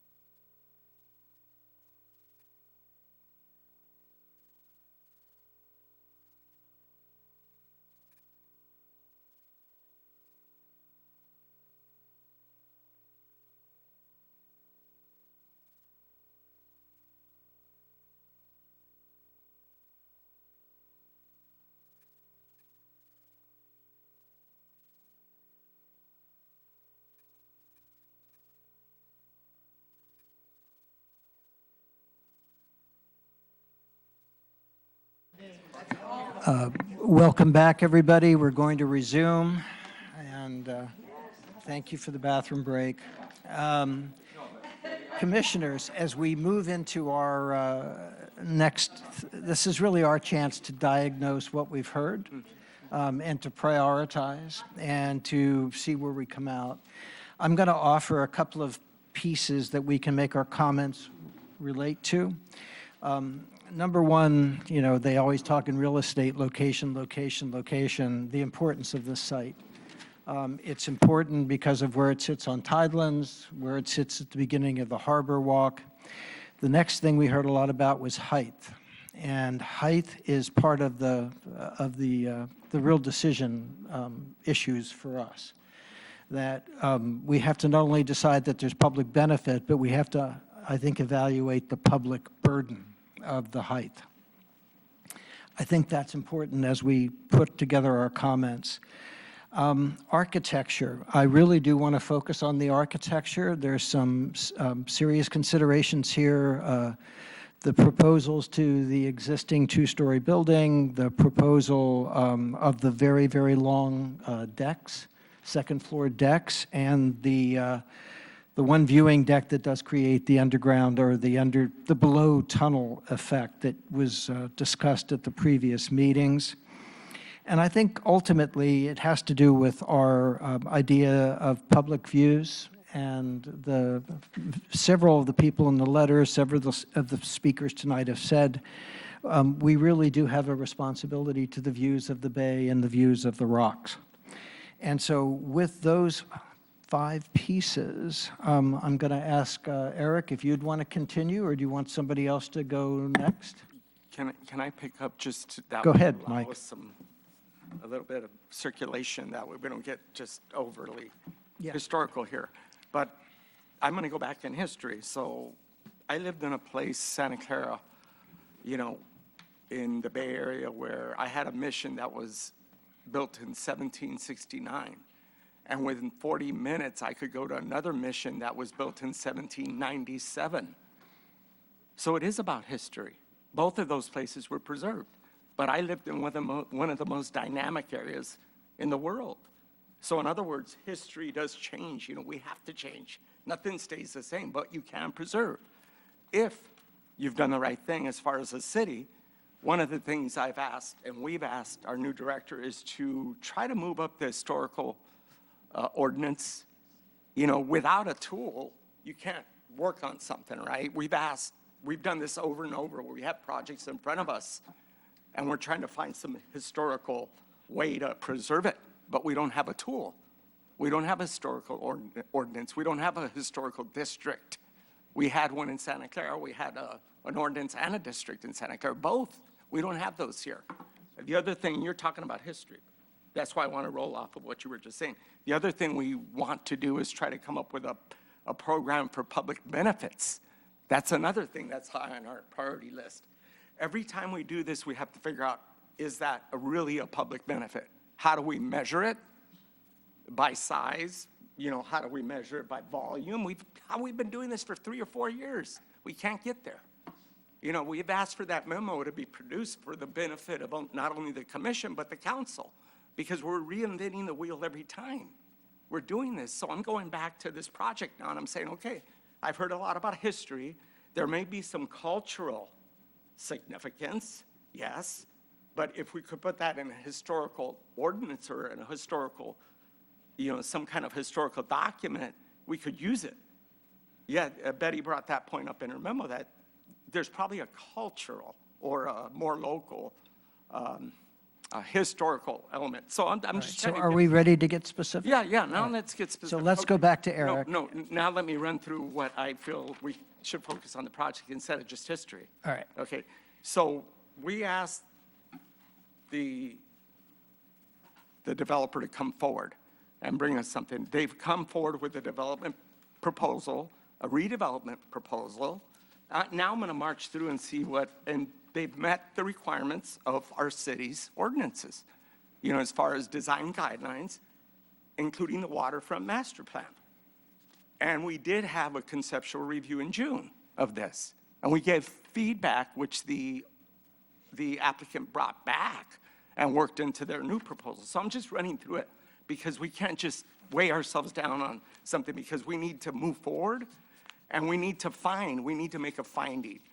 Did the applicant do the following? I'm just trying to run through it to make sure I did my job. As far as environmental review, which is part of, I think, the historical resource evaluation, we did have to go through that process, right, of finding or not finding these things. So I'm running through it, so I'm saying, did the applicant do the following? Yes, yes, yes. Okay, we can talk about history and public benefits and historical significance all night, but we have to get the applicant, respond to the applicant's application as far as whether they're meeting all the requirements. In fact, 1996 Waterfront Master Plan, the Waterfront Master Plan has been met, the requirements for the, right? You wrote that in your public reports, the staff report. So I'm trying to find something. The only thing, and I'm getting back to you, is height. Height is that red mark. Height is the thing. So we're getting back and getting specific. Height seems to be the problem here for not only the applicant, but for the Embarcadero land. Is that correct? And so we got there. So height is red marked. It is redlined.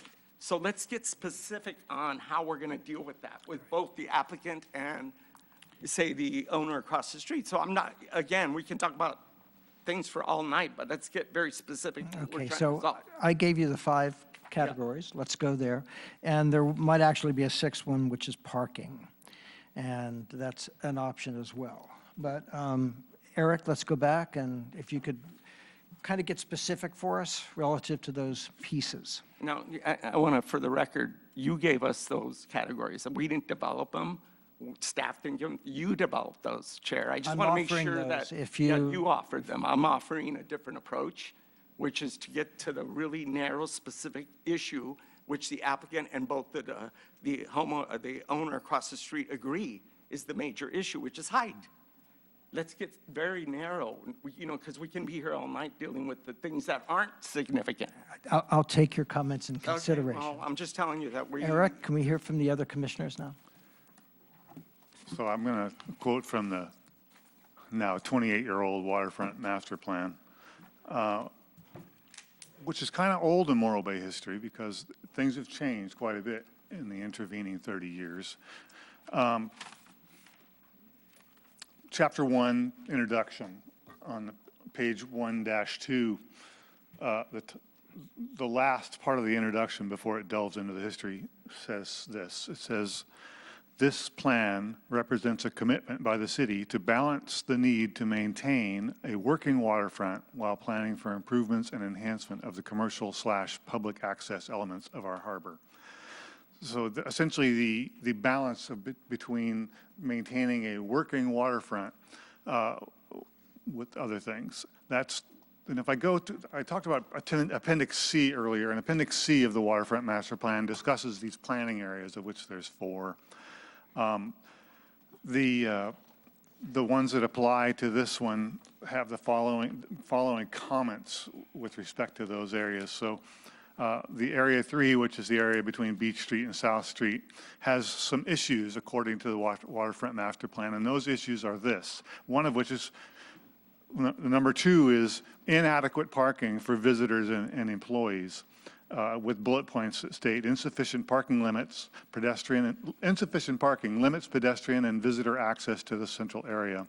And early arriving employees often occupy prime parking spaces, and that should be reserved for short-term visitors. So that's Area 3, one thing. Another thing in Area 3 that is number 9 on this list of issues specific to Area 3 is that the potential for selected enhancement of harbor support facilities. Enhancement of boatyards and similar water-dependent uses should be encouraged to maintain a diverse and water-related character for the area. And then when I go to area number 4, which is the area known as Tidelands Park, issues specific to Area 4 outlined in this Waterfront Master Plan from 28 years ago. Again, traffic congestion and lack of parking on busy holidays and weekends is issue number 2. And it goes on to state that inefficient parking and traffic congestion inhibits the park-like experience desired and effective use of the boat launch area. With the redesign, because when this document was created, Tidelands didn't exist yet. It was just a proposal, the park. So it's saying with the redesign included with the new Tidelands Park, a significant amount of vehicle and boat trailer parking capability is eliminated, and which will make the periods of peak fishing and the summer situation even worse than it is at present. And that's played out. If you live down there, you know that parking of boats doesn't just happen in front of the boat launch. Parking of boats happens all along Morrow Street during fishing season, and it happens anywhere there's a space available on the waterfront, truck, trailer sort of situation all over the place. And then the area number, the objectives and design intent for Tidelands Park state this: provide parking and passive recreation, as well as maintain existing boat launch facility, among other things. So the objectives of this were to provide more parking. This is why I was bringing up my questions about parking earlier, and this is also why I was asking about my questions to you about whether we get usurped by the Coastal Commission. But I'm inclined, basically, because I don't agree that this is within a quarter mile of that bus stop. I think that it's over a quarter mile by some measure. So I can't make the finding that parking offset exists. So maybe you have something that can prove to me those number of feet between the bus stop sign and the northeast corner of this property, which is closest to it as the crow flies. So to clarify, and in response to your question, there was a slide that was up earlier comparing 2 different parking criteria or 2 different analyses types. The first one is out of the code that says, of the 11 parking stalls, what are the reduction criteria that exists? That's where we get to proximity to transit stop and proximity to public parking. There's a separate calculation using historical parking analysis. The site has historical parking credit of 14 stalls, and if 11 are required today, then that means the parking or the project is not exceeding their historical parking credit. And that is the criteria that the Coastal Commission will be using when the CDP gets before Coastal Commission. Under that level or under that type of analysis, there is no parking issue per se. Okay, then essentially it comes down to, for me, as the applicant explained, the use of that construction, maritime construction, that business is having trouble existing in the current environment. Sans input from the Harbor Advisory Board, I am at a loss to speak from any strength about that subject. So I'm just listening to other people talk, because my opinion is just an opinion. But I still have a worry that Morro Bay is losing. We've lost all of our boat yards. We now have a place that sells saltwater taffy called the Boat Yard. And it's like many things in history. You name after the thing that's taken away. But this site still has the ability to be used for something other than selling saltwater taffy. And so I'm hesitant to jeopardize those uses. So, Eric, why don't we do this? That's a really strong point. How many points would you? That's that one. Yeah. The other point that I have is I don't know where the public benefit is and the level of what the public benefit is to give the height exception. And that's something that. So I think that's a really good one. So why don't we do this? Let's focus on that and go around the table. Because I do think one of the questions is for the height, are we doing public benefit, and what's the public compromise for the height, right? Do you want to speak to that, and then we'll go to Joe? Because we don't have an outline around what public benefits are as a community. We as a community have not had that discussion yet. We haven't had that agreement. So every time we do this, it's a blue sky new event. And I hesitate to shoot off the cuff on that subject, because I can't remember everything we said in the past about every subject because we don't have any guidelines. So we really need that public benefits discussion before I can speak from any strength about what it. Erlen, would you like to add? Yeah, so Mr. Chair, I think it could help to facilitate the discussion on public benefit and public burden, the term that was used earlier. If we actually pull up some slides showing what staff views as the public burden resulting from the exception to the height limit, and then I'm sure Ms. Fowler can also describe what we're considering, well, was part of the presentation, but we can kind of reiterate what we're considering to be the public benefit to justify that height waiver. And so as Kim is pulling up the slides, just to kind of set it up, so basically, as we presented earlier, the view from Frederick Riley Park is the public view that would be most impacted by the height exception, and so we would consider that to be the public burden, again, to use the terminology from earlier. Okay, so before us now is a slide that lists or confirms how the project is consistent with the waterfront master plan, sans the 17-foot height maximum. So in this list, the height increase to 25 feet requires findings of significant public benefit, and the items that are listed are the public restroom, the floating docks, finger slips, finger dock space, observation deck and seating benches, the second floor deck, the elevator, the public tables and chairs, and new pocket park with the bike racks and the benches. What's not included on this list are the 8-foot sidewalk requirement and also the 10-foot harbor walk requirement.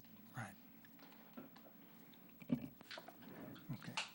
Joe, would you want to comment on, we're talking about public benefit versus height?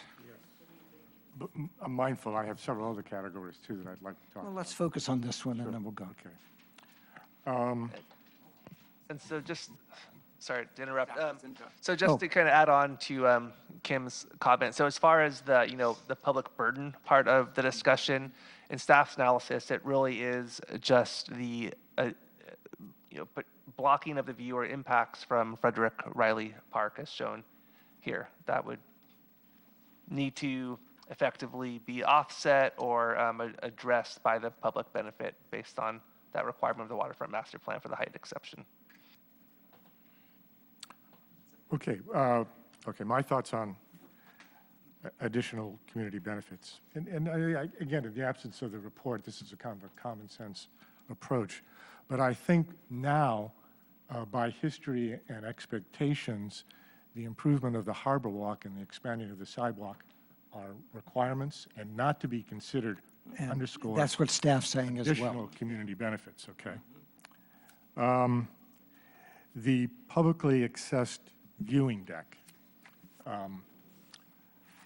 The second floor Yes, viewing. second floor viewing deck.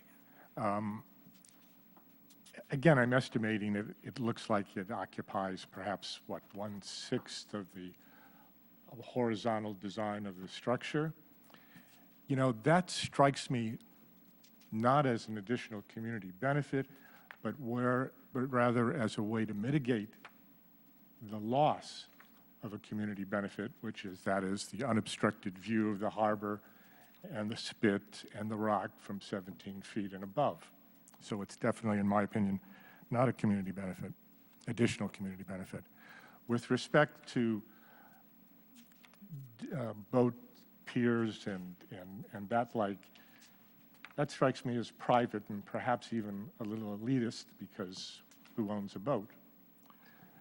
I don't dispute the public bathroom, but there is a public bathroom to the north and one to the south in the park area.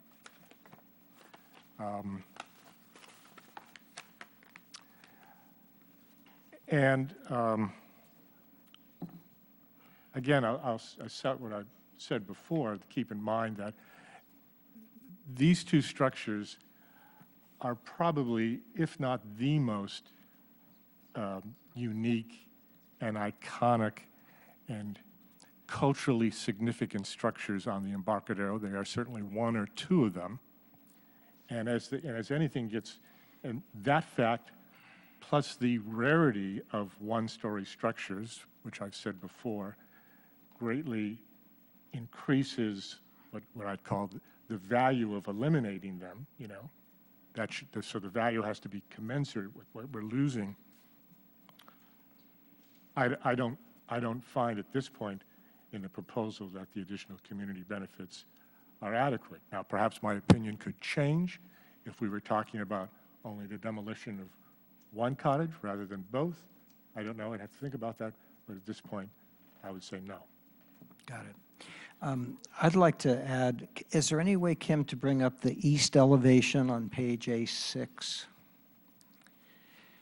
So I'd like to tie in the architecture with, let's call it the height issue, which I think is what the public benefit and the public burden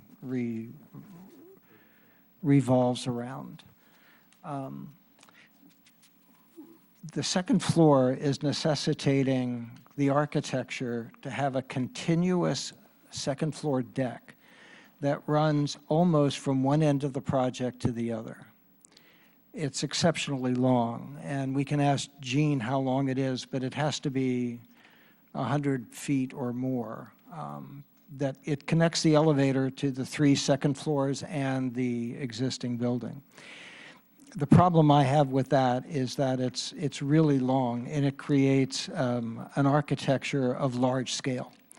It links those buildings together, and if you look, when Kim gets the elevation up, it also connects to the existing building, the Maritime building, with this space underneath, which is now in shade, and rather than it being a void and a gap that kind of gives you access to the view and a perceptual access, that you really do know that the harbor is right there, you see that the deck continues.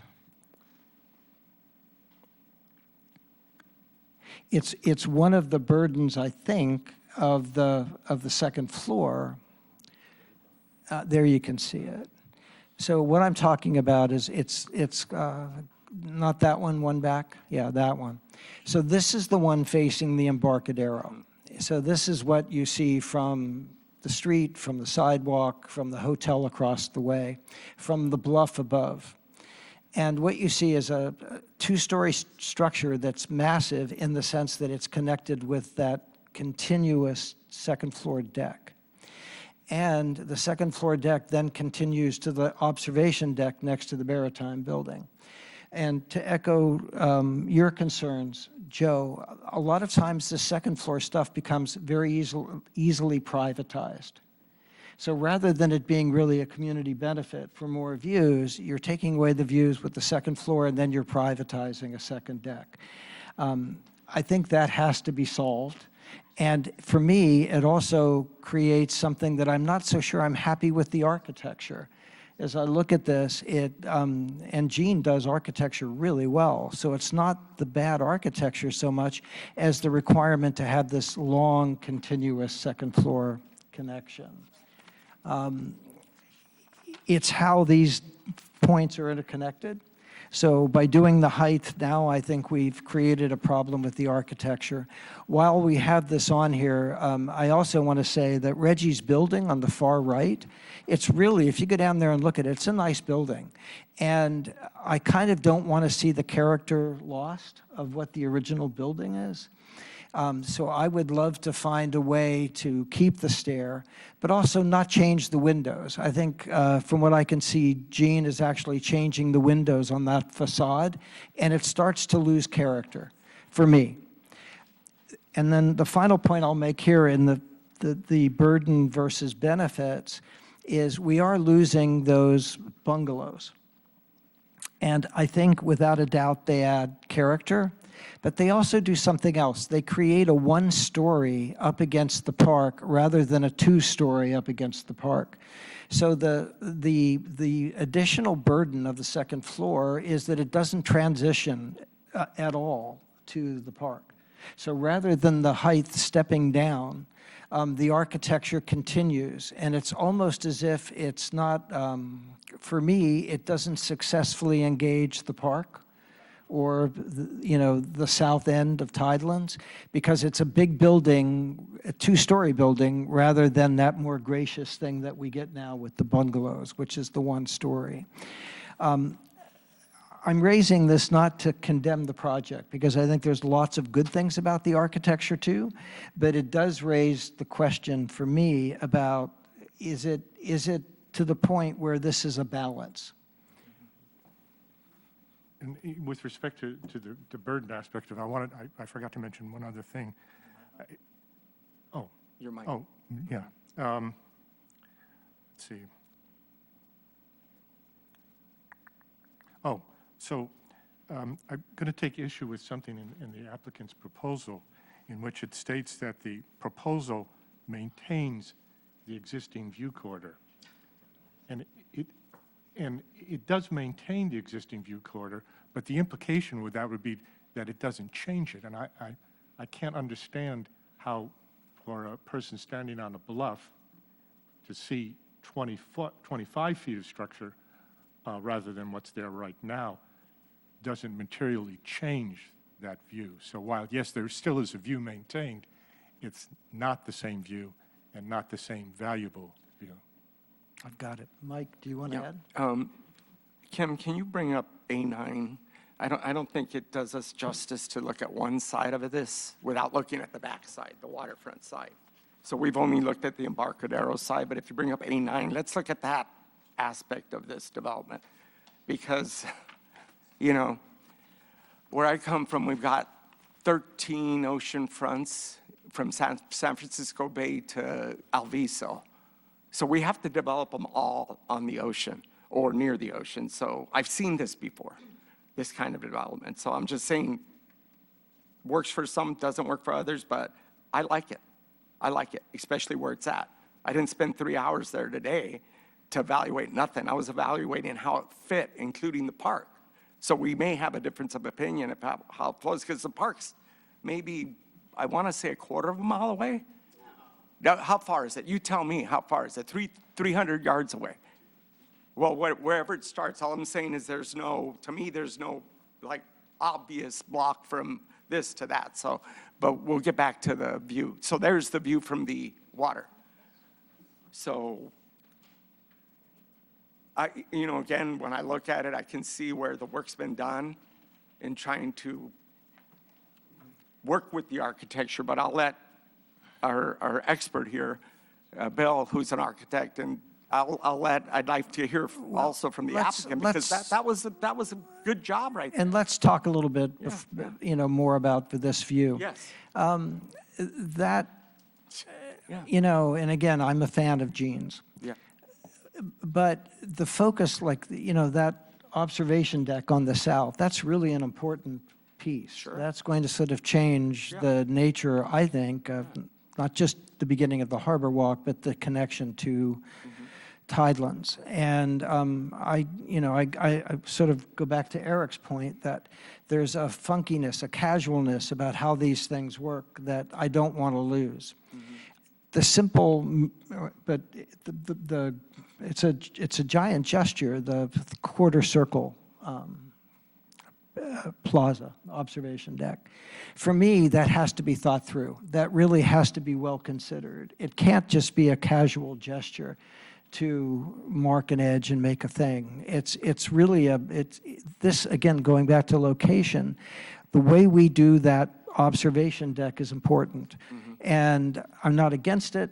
I'm missing the one story, which is another way to do it. But I think it needs further discussion and consideration. Eric? So if you know Reggie's house in Cayucas, you probably don't. I do. And there's a little public access just next to it. And I guess it's Don's house. Anyway, there's a quirkiness that Reg had that he instilled in many of his projects, and that quirkiness I really like this gesture of the big curve right here on that southern park, and I think that is a great public benefit, that park, and how that park ultimately is realized. What you're saying is absolutely the case. We could really make that something, the city of Morro Bay, Gene, that could be something really cool. I don't know what that is yet. I don't want to It tell them what needs do, to but be, But it yes. could be really worked out a lot further than it has been, and I think that represents a lot of opportunity. The little houses, you know, I'm a fan of architecture. It's what I do. I'm not an architect, but it's what I do day in and day out. I'm what architects hate. I'm a designer. And the little houses that are there, yes, they do have a je ne sais quoi. It isn't the best, you know, thing in the world they have something. And I would suggest that it's just the south one that has it, really. The one in the middle is neither here nor there. It's like it's just a good soldier, but it's no hero. I would agree with that, too. And the architecture associated with the lower story of what this kind of could be, minus the 2 units on top at the south end, if you were to deny the 2 units on top at the south end and allow everything else to be remodeled, I wouldn't be offended, right? Now, some people would say, we got to save the old house and the cat door and the colors and everything, and it's a subjective decision. But I can agree that I walked very specifically this morning in Franklin Riley Park down to the very north end, to looking at that view through the eucalyptus trees, trying to find that, and it is actually fairly difficult to see the difference between one height and another right there, from right there. But what is important to me is the way and I've talked to you guys about this before, the way the waterfront is now, there's so much two-story. The idea behind the waterfront, in the old days, the waterfront was all one story. And Roses was the only two-story, and Pat Nagano ran Roses, and nobody cared because it was all folks, you know. But then when everything becomes 2 stories, it's not quite the same. We need to taper it down at the ends, you know, to taper it down to the nothing. It can't just suddenly end. So I think, Joe, somebody said it, we're eliminating the second story of those 2 southerly units. And then that would shorten up the horizontal deck that you're talking about. Then it's just down to, is that elevator really necessary to block the view from the Embarcadero to the bay, or could the elevator then be shoved behind the remaining single unit so that it's in the lines with the building? I don't know if I'm making sense, rather than in the open space. Am I making sense with that comment? You are. And I guess my sense is, I'm not so sure that we're going to design it here tonight, but I do think what we're doing is raising issues that do need to be thought through.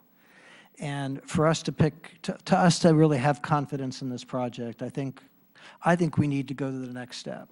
See a response to the architecture, a response to the height and how it transitions, a response to, this is the beginning of the Harbor Walk, that quarter round.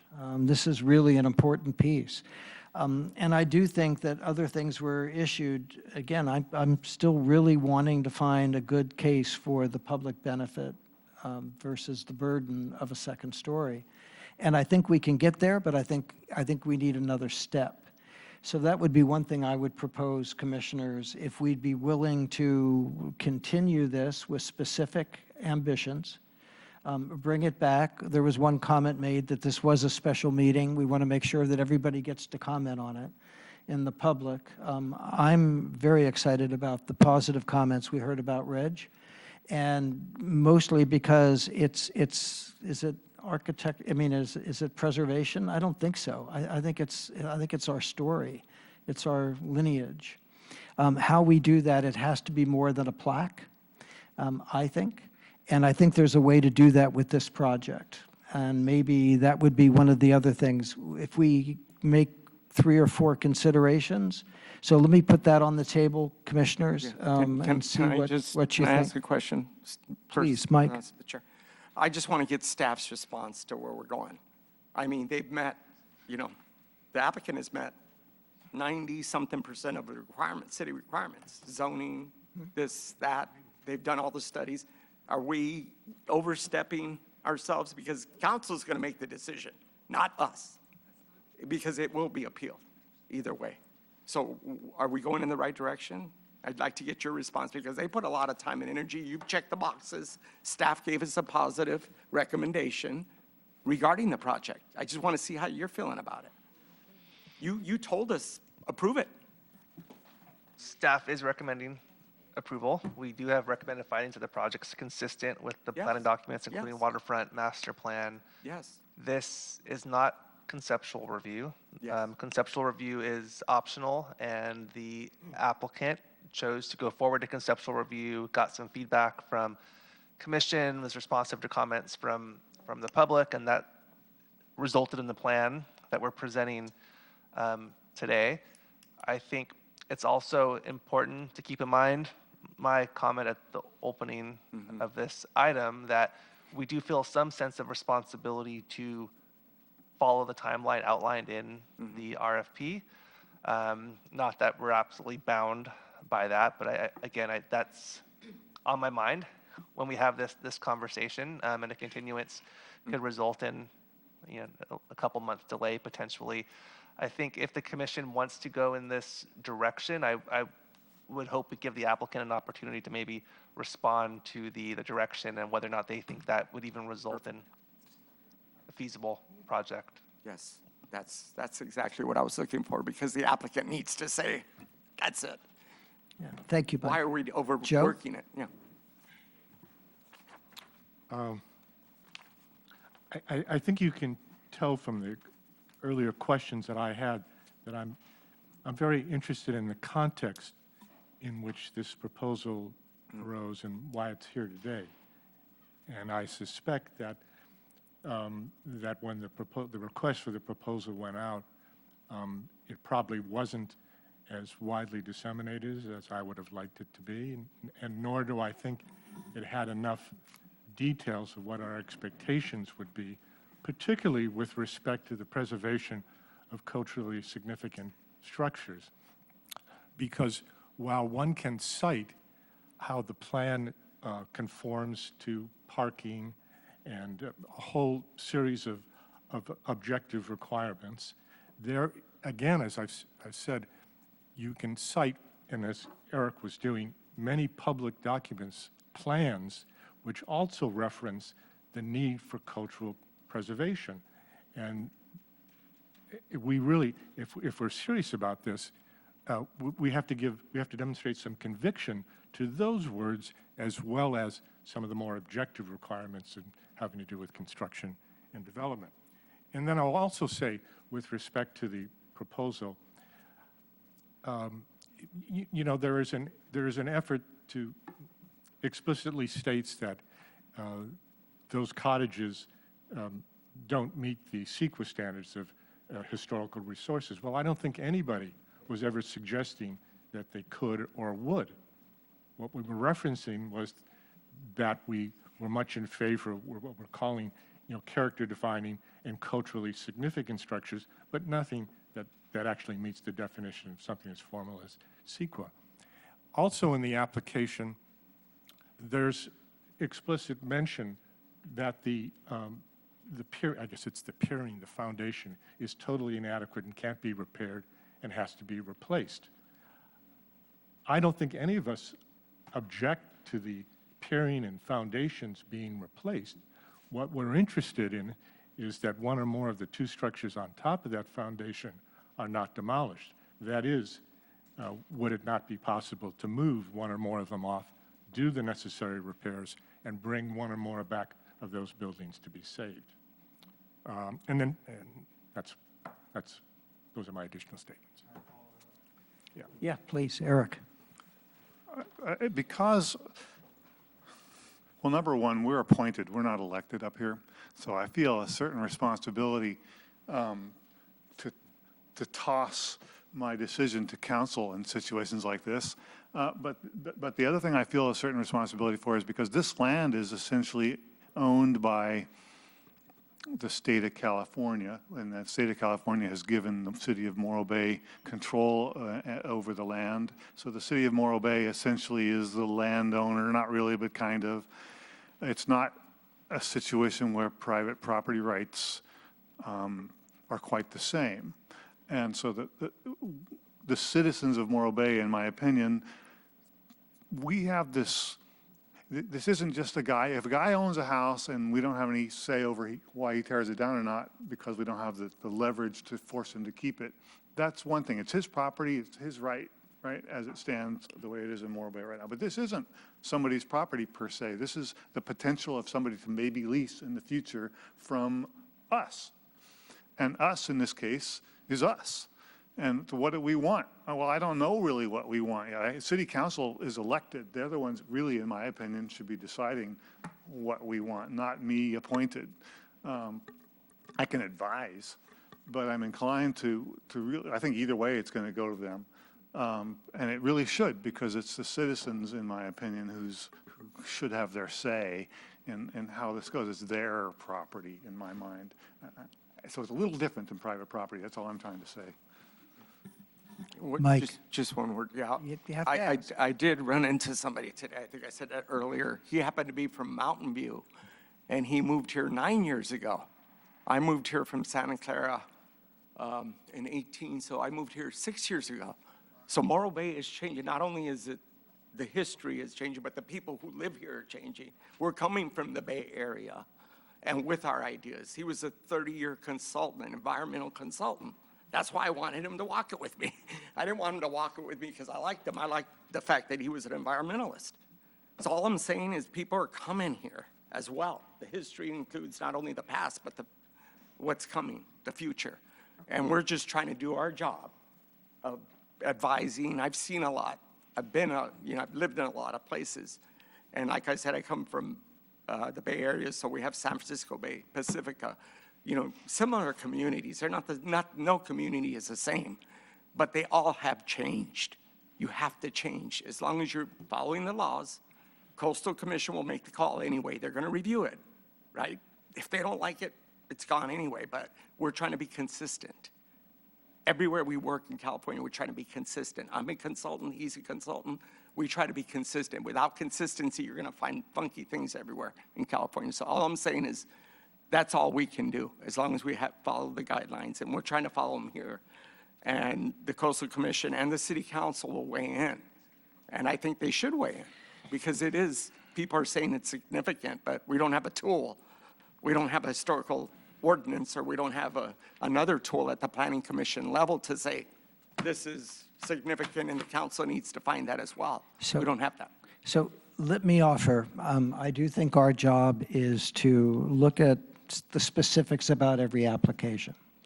And in this case, this is not an ordinary site. It's a very important site, and it's important because of its location. At the beginning of the Embarcadero on Tidelands Park. It's also important, I think, because of the character of those bungalows and the fact that they're probably the only remaining bungalows, and, the stories and myths of Reggie. And finally, in the general plan, it's about views and access to the harbor. We need to do our very best on this group to be specific about this application and how it does on those things, which all come right out of the general plan.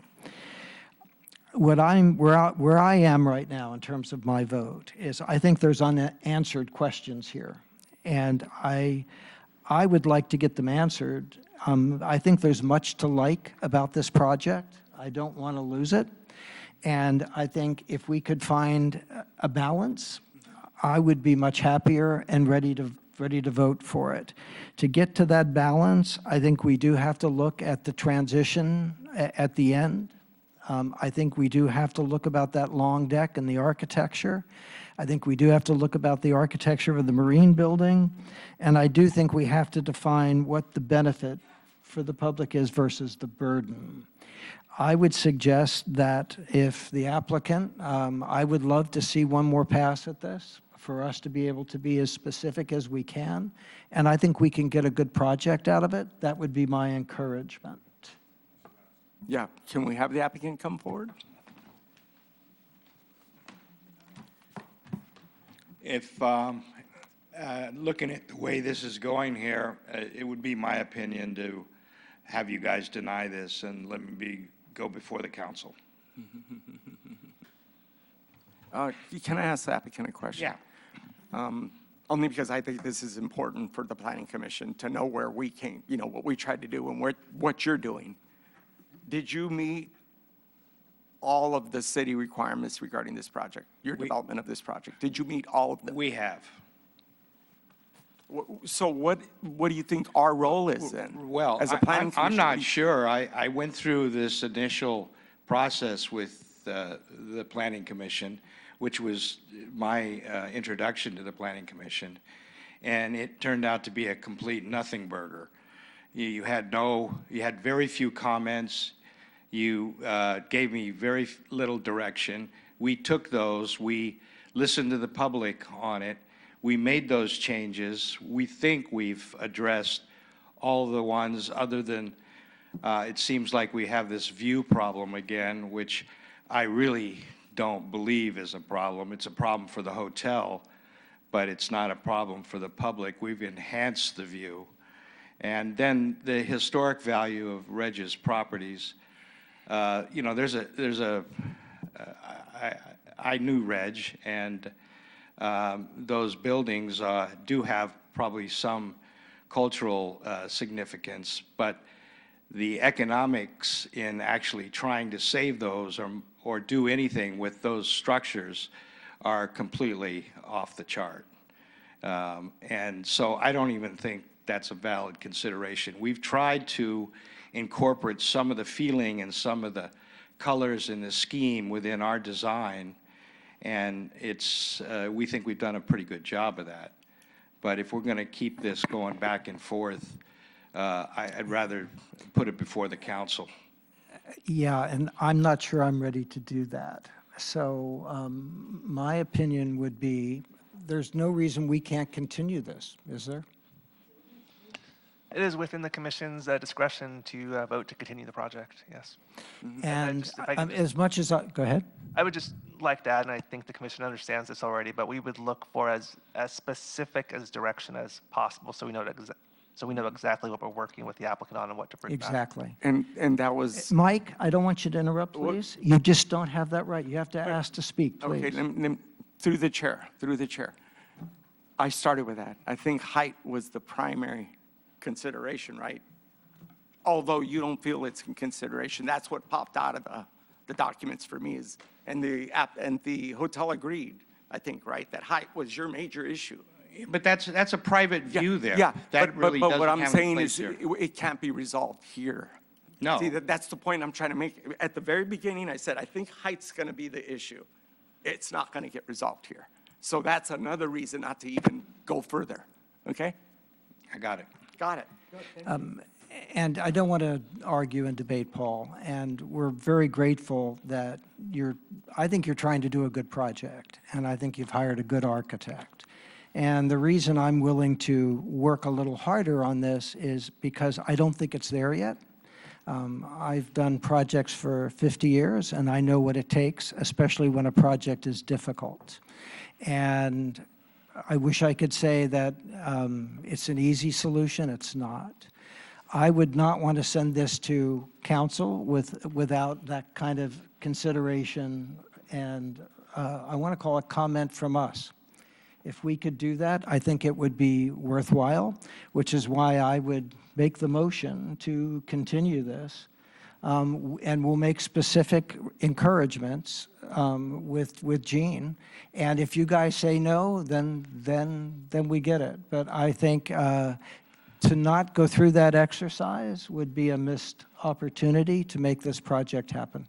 So the removal of the second story, is that based on architectural and view corridor that you perceive? I'm not recommending that at all. I'm saying a balance between what's there. For me, if the architecture does a better job on the second floor, if the building can transition down at the south end, I think that we start to get a project that's in balance. So I'm not against the second floor. And then my final piece with the second floor would be that we get a community benefit that's of value to that. And like, for example, the elevator is not a value. You're adding the second floor. How is that a community benefit? You know, I'm not sure I see that, right? I don't know that we noted that as Yeah, no, I mean, but it was on the list from staff. So I think staff is trying hard, but I think we need a more articulate response to get to a project that I would support. And I'm close to it, but I think we need to go to that next step. So, commissioners? Joe? So that approach seems to me to preclude the consideration of preserving one or more of these cottages. Maybe not. That could be an option in terms of the community benefit. If that was discussed, and there might be a way that that could be the transition piece, yes. But we would have no occasion to discuss it outside of a formal meeting with the planning commission, right? It would depend if the applicant was willing to work with a subcommittee. Eric?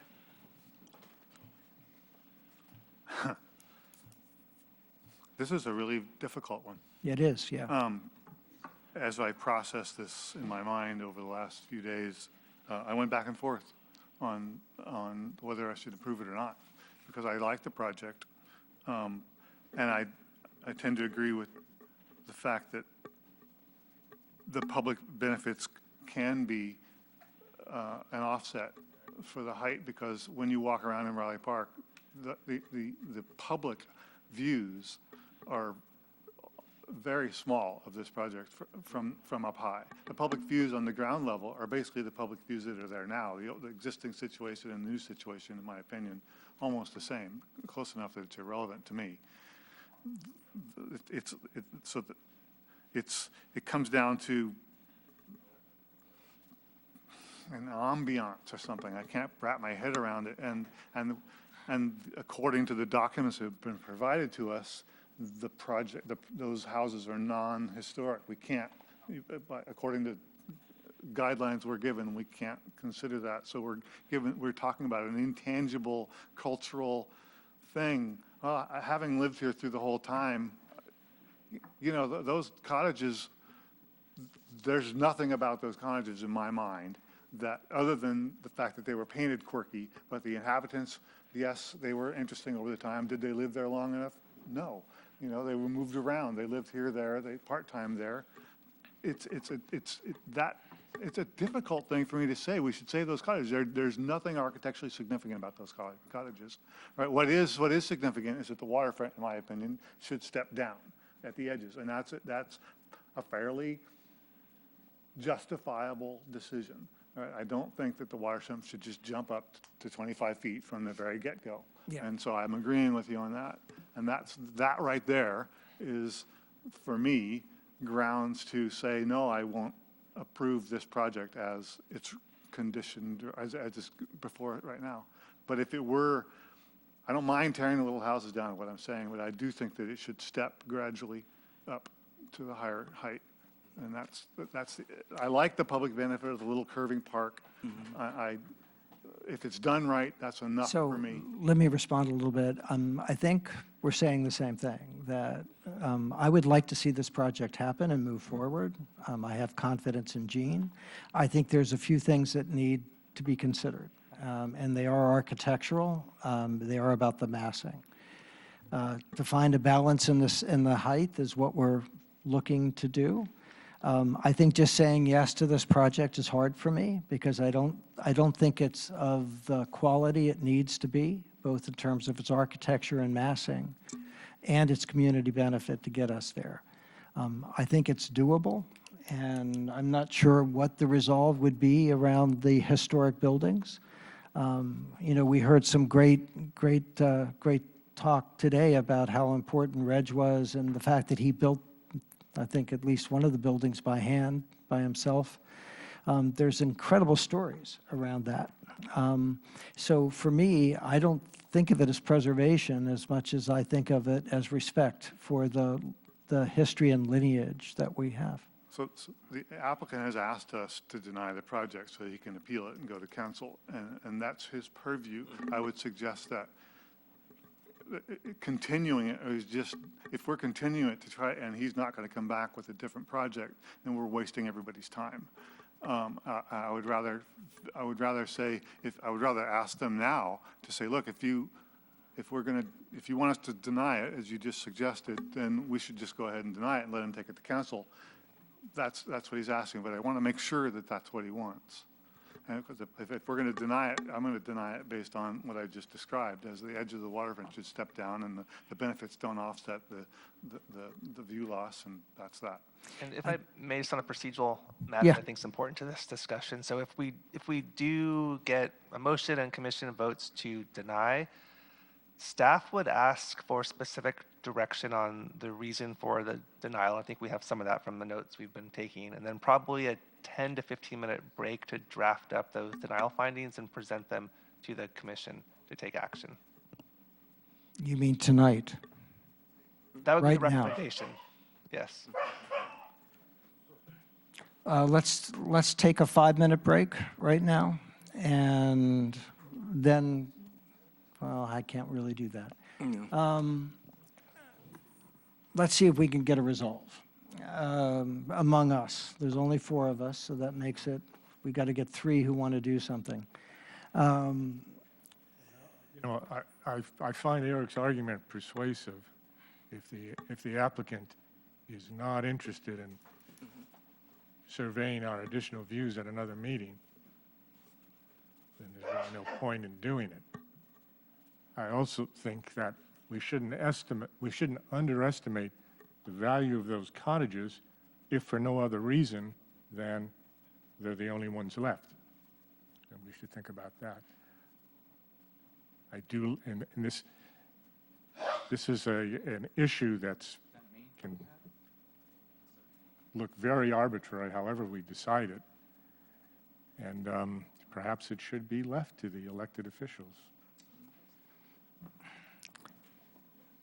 I'll try one more time. I think part of our job as a commission is to give the council, who are not planners, they're not architects, they don't hear from the community to the extent that we have heard. We've heard things that I think need to be communicated and considered. A denial won't do that, in my opinion. I think if we go one more step, we get a better project rather than a yes or a no. I think that's what builds good cities. I don't think treating this like a fight between development and non-development is healthy. I know Eric would agree with this. How a project is done makes a lot of difference. And I wouldn't be quite so concerned except for the location of this project. It's just a crucial location. And I do think it has all these wonderful harmonics about Reggie and others. My feeling is take it one more step, see what we can do with or without the applicant. My guess is the applicant, if they think this through and hear the arguments, might very well consider that this can be better without, if we appeal it, they get this. I would rather this commission do a better job than just giving the project away. So that's my case.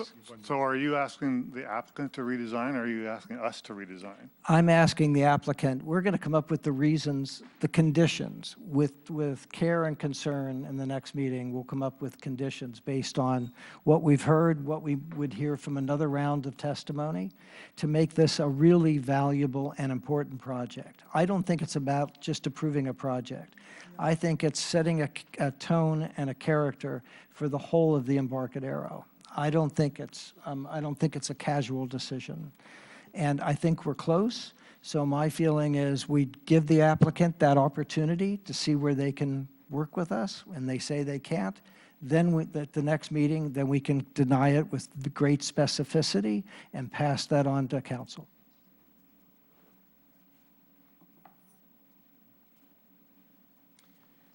I'll make a motion, and then we can comment on it, but I would make a motion to continue this to a date certain. Okay, and we don't have a second yet, but I just want to look at the applicant one more time and say, do you want us to spend that time? Applicant. I'm processing what you just said. I'm trying to understand what. Okay, because like I said, this is your second meeting, so. While he's thinking, I don't have a problem with the number of rooms. I don't have any problems. I mean, I like the general ideas. I think the architecture's cool. I'm not particularly a fan of the elevator being a separate shaft. The elevator's The problematic. view, right in the middle of the view, it could be moved, some minor moves. The I think upstairs so, could be too. shifted to the north a tiny bit, some number, 5 feet, I don't know what it is, but something to step it a little bit more. It's I already think so, starting to too. step, Yeah. it's just not stepping enough, and I hate to nickel and dime it, but I know Gene's a smart guy. He could do it. Do I have a second on my motion? I will second that motion. Okay. And So the motion is to continue this to a date certain. Let's wait for him. yeah, let's wait for him. Eric and I would wait for him. All right.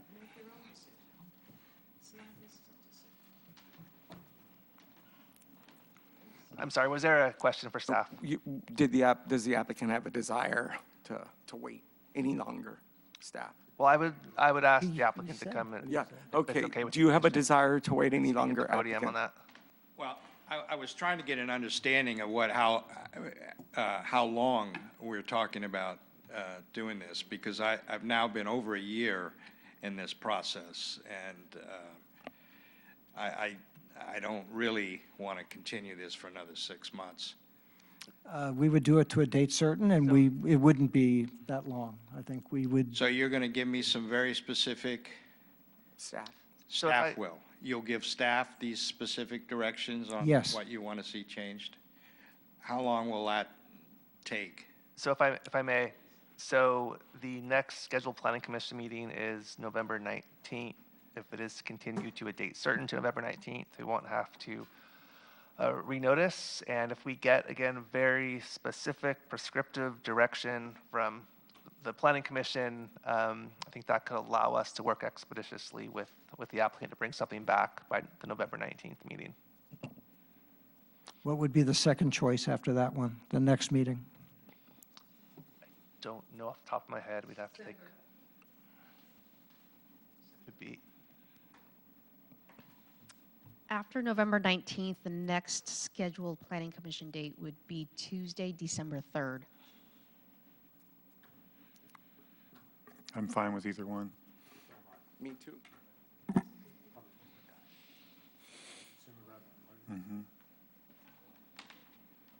Let's go for the first date. so November 19th? Yes. Okay, well, So the motion is to continue to a date certain, the 19th. Okay, I'll agree if we can get this scheduled for the 19th and we get some very specific guidelines in the next 3 or 4 days. I think that would be the intent. and was there a second? So we were speaking with the Joe? applicant. Yeah, I second. and we're going to take a formal vote, but Erilyn, I just want to ask, the first go-around, there were 3 planning commissioners. Now we have 4 planning commissioners. Our other planning commissioner, who's not here tonight, will be able to participate, right? Asia. Because the more planning course. commissioners, the better. I just want to make sure, so, So we would Mike, of encourage course. Commissioner King to watch Okay. the video, and then I think she's be listening, able to so yes. participate. okay, well, sometimes it's not. Okay, any final comments before we vote? Eric, Mike, Joe? Would you like to restate any of the comments as direction to staff, or how is as staff? I do you think feel we you have the stated gist of them, the and what conversation? we'll do is we'll sit down and work with them and write them up based on what we've kind of offered. Right now, you're So saying? we'll want to make sure that the full commission, when the commission votes, is in Gets to hear agreement, those? understands what the direction of staff is, unless you're authorizing the subcommittee to work with staff. I'm not sure if there's a subcommittee. We working didn't on the create one project. yet. We didn't create a subcommittee. Would Eric and I be a subcommittee? I would recommend that. And then we'll work with you. I think we'll get a better resolve with more detail. And we'll be very specific. Gene's a smart guy. He'll know what we're talking about. So that's incorporated into your motion, then to return November 19th. Subcommittee, Commissioner Meyer, Chair Roshan. Yep. Then I'll call for the vote. Chair Roshan, Yes. Commissioner Ingraffia, Yes. Commissioner Meyer, Yes. Commissioner Rodriguez? Yes. Okay, 4-0, motion passes. Thank you. And everybody listening and people here, thank you for your patience. I really hope we get a better project out of this, and thank you for helping us get there.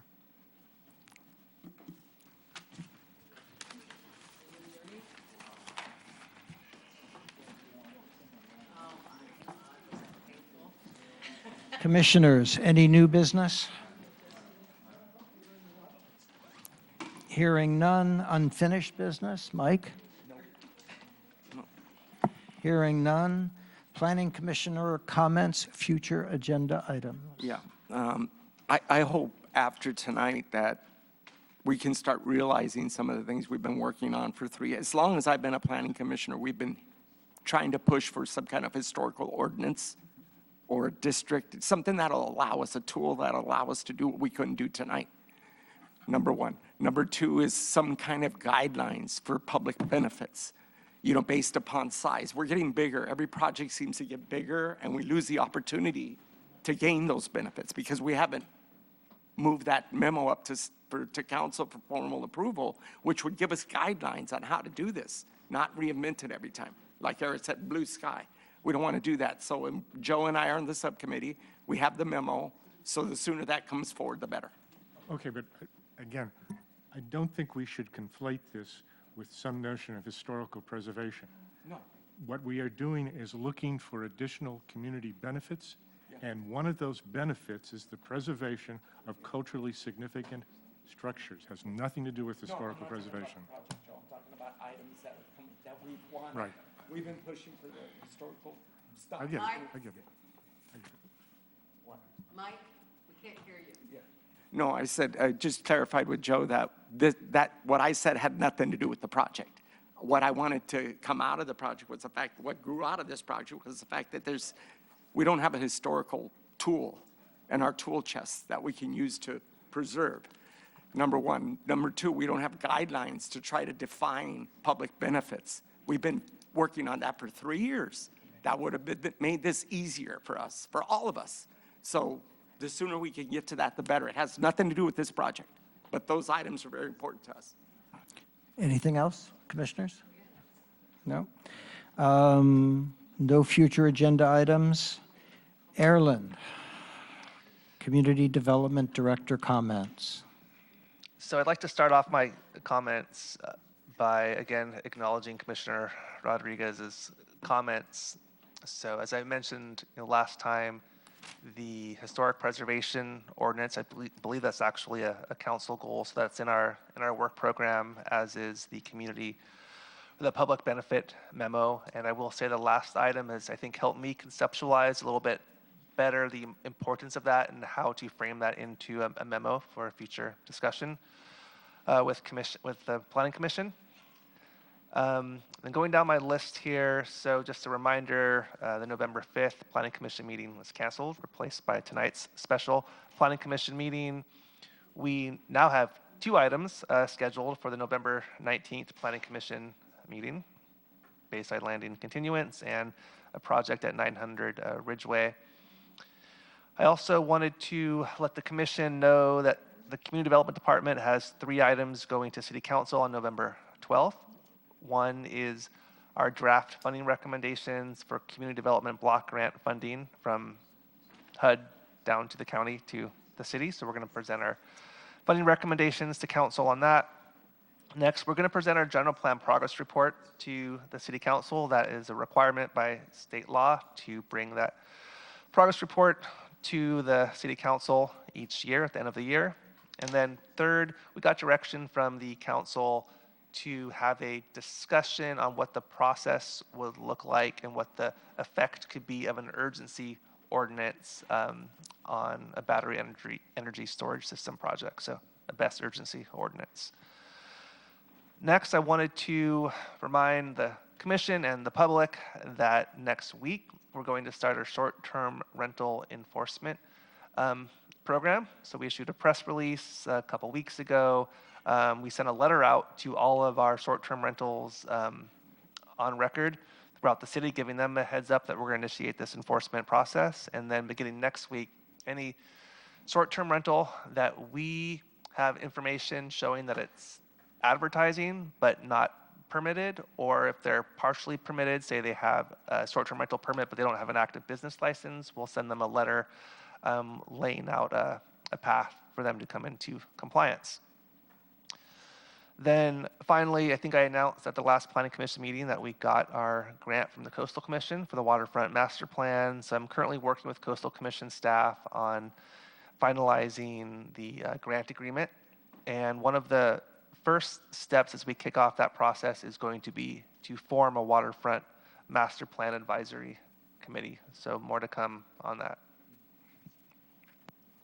Erilyn, thank you very much. We really do appreciate your hard work. Kim, great staff report tonight.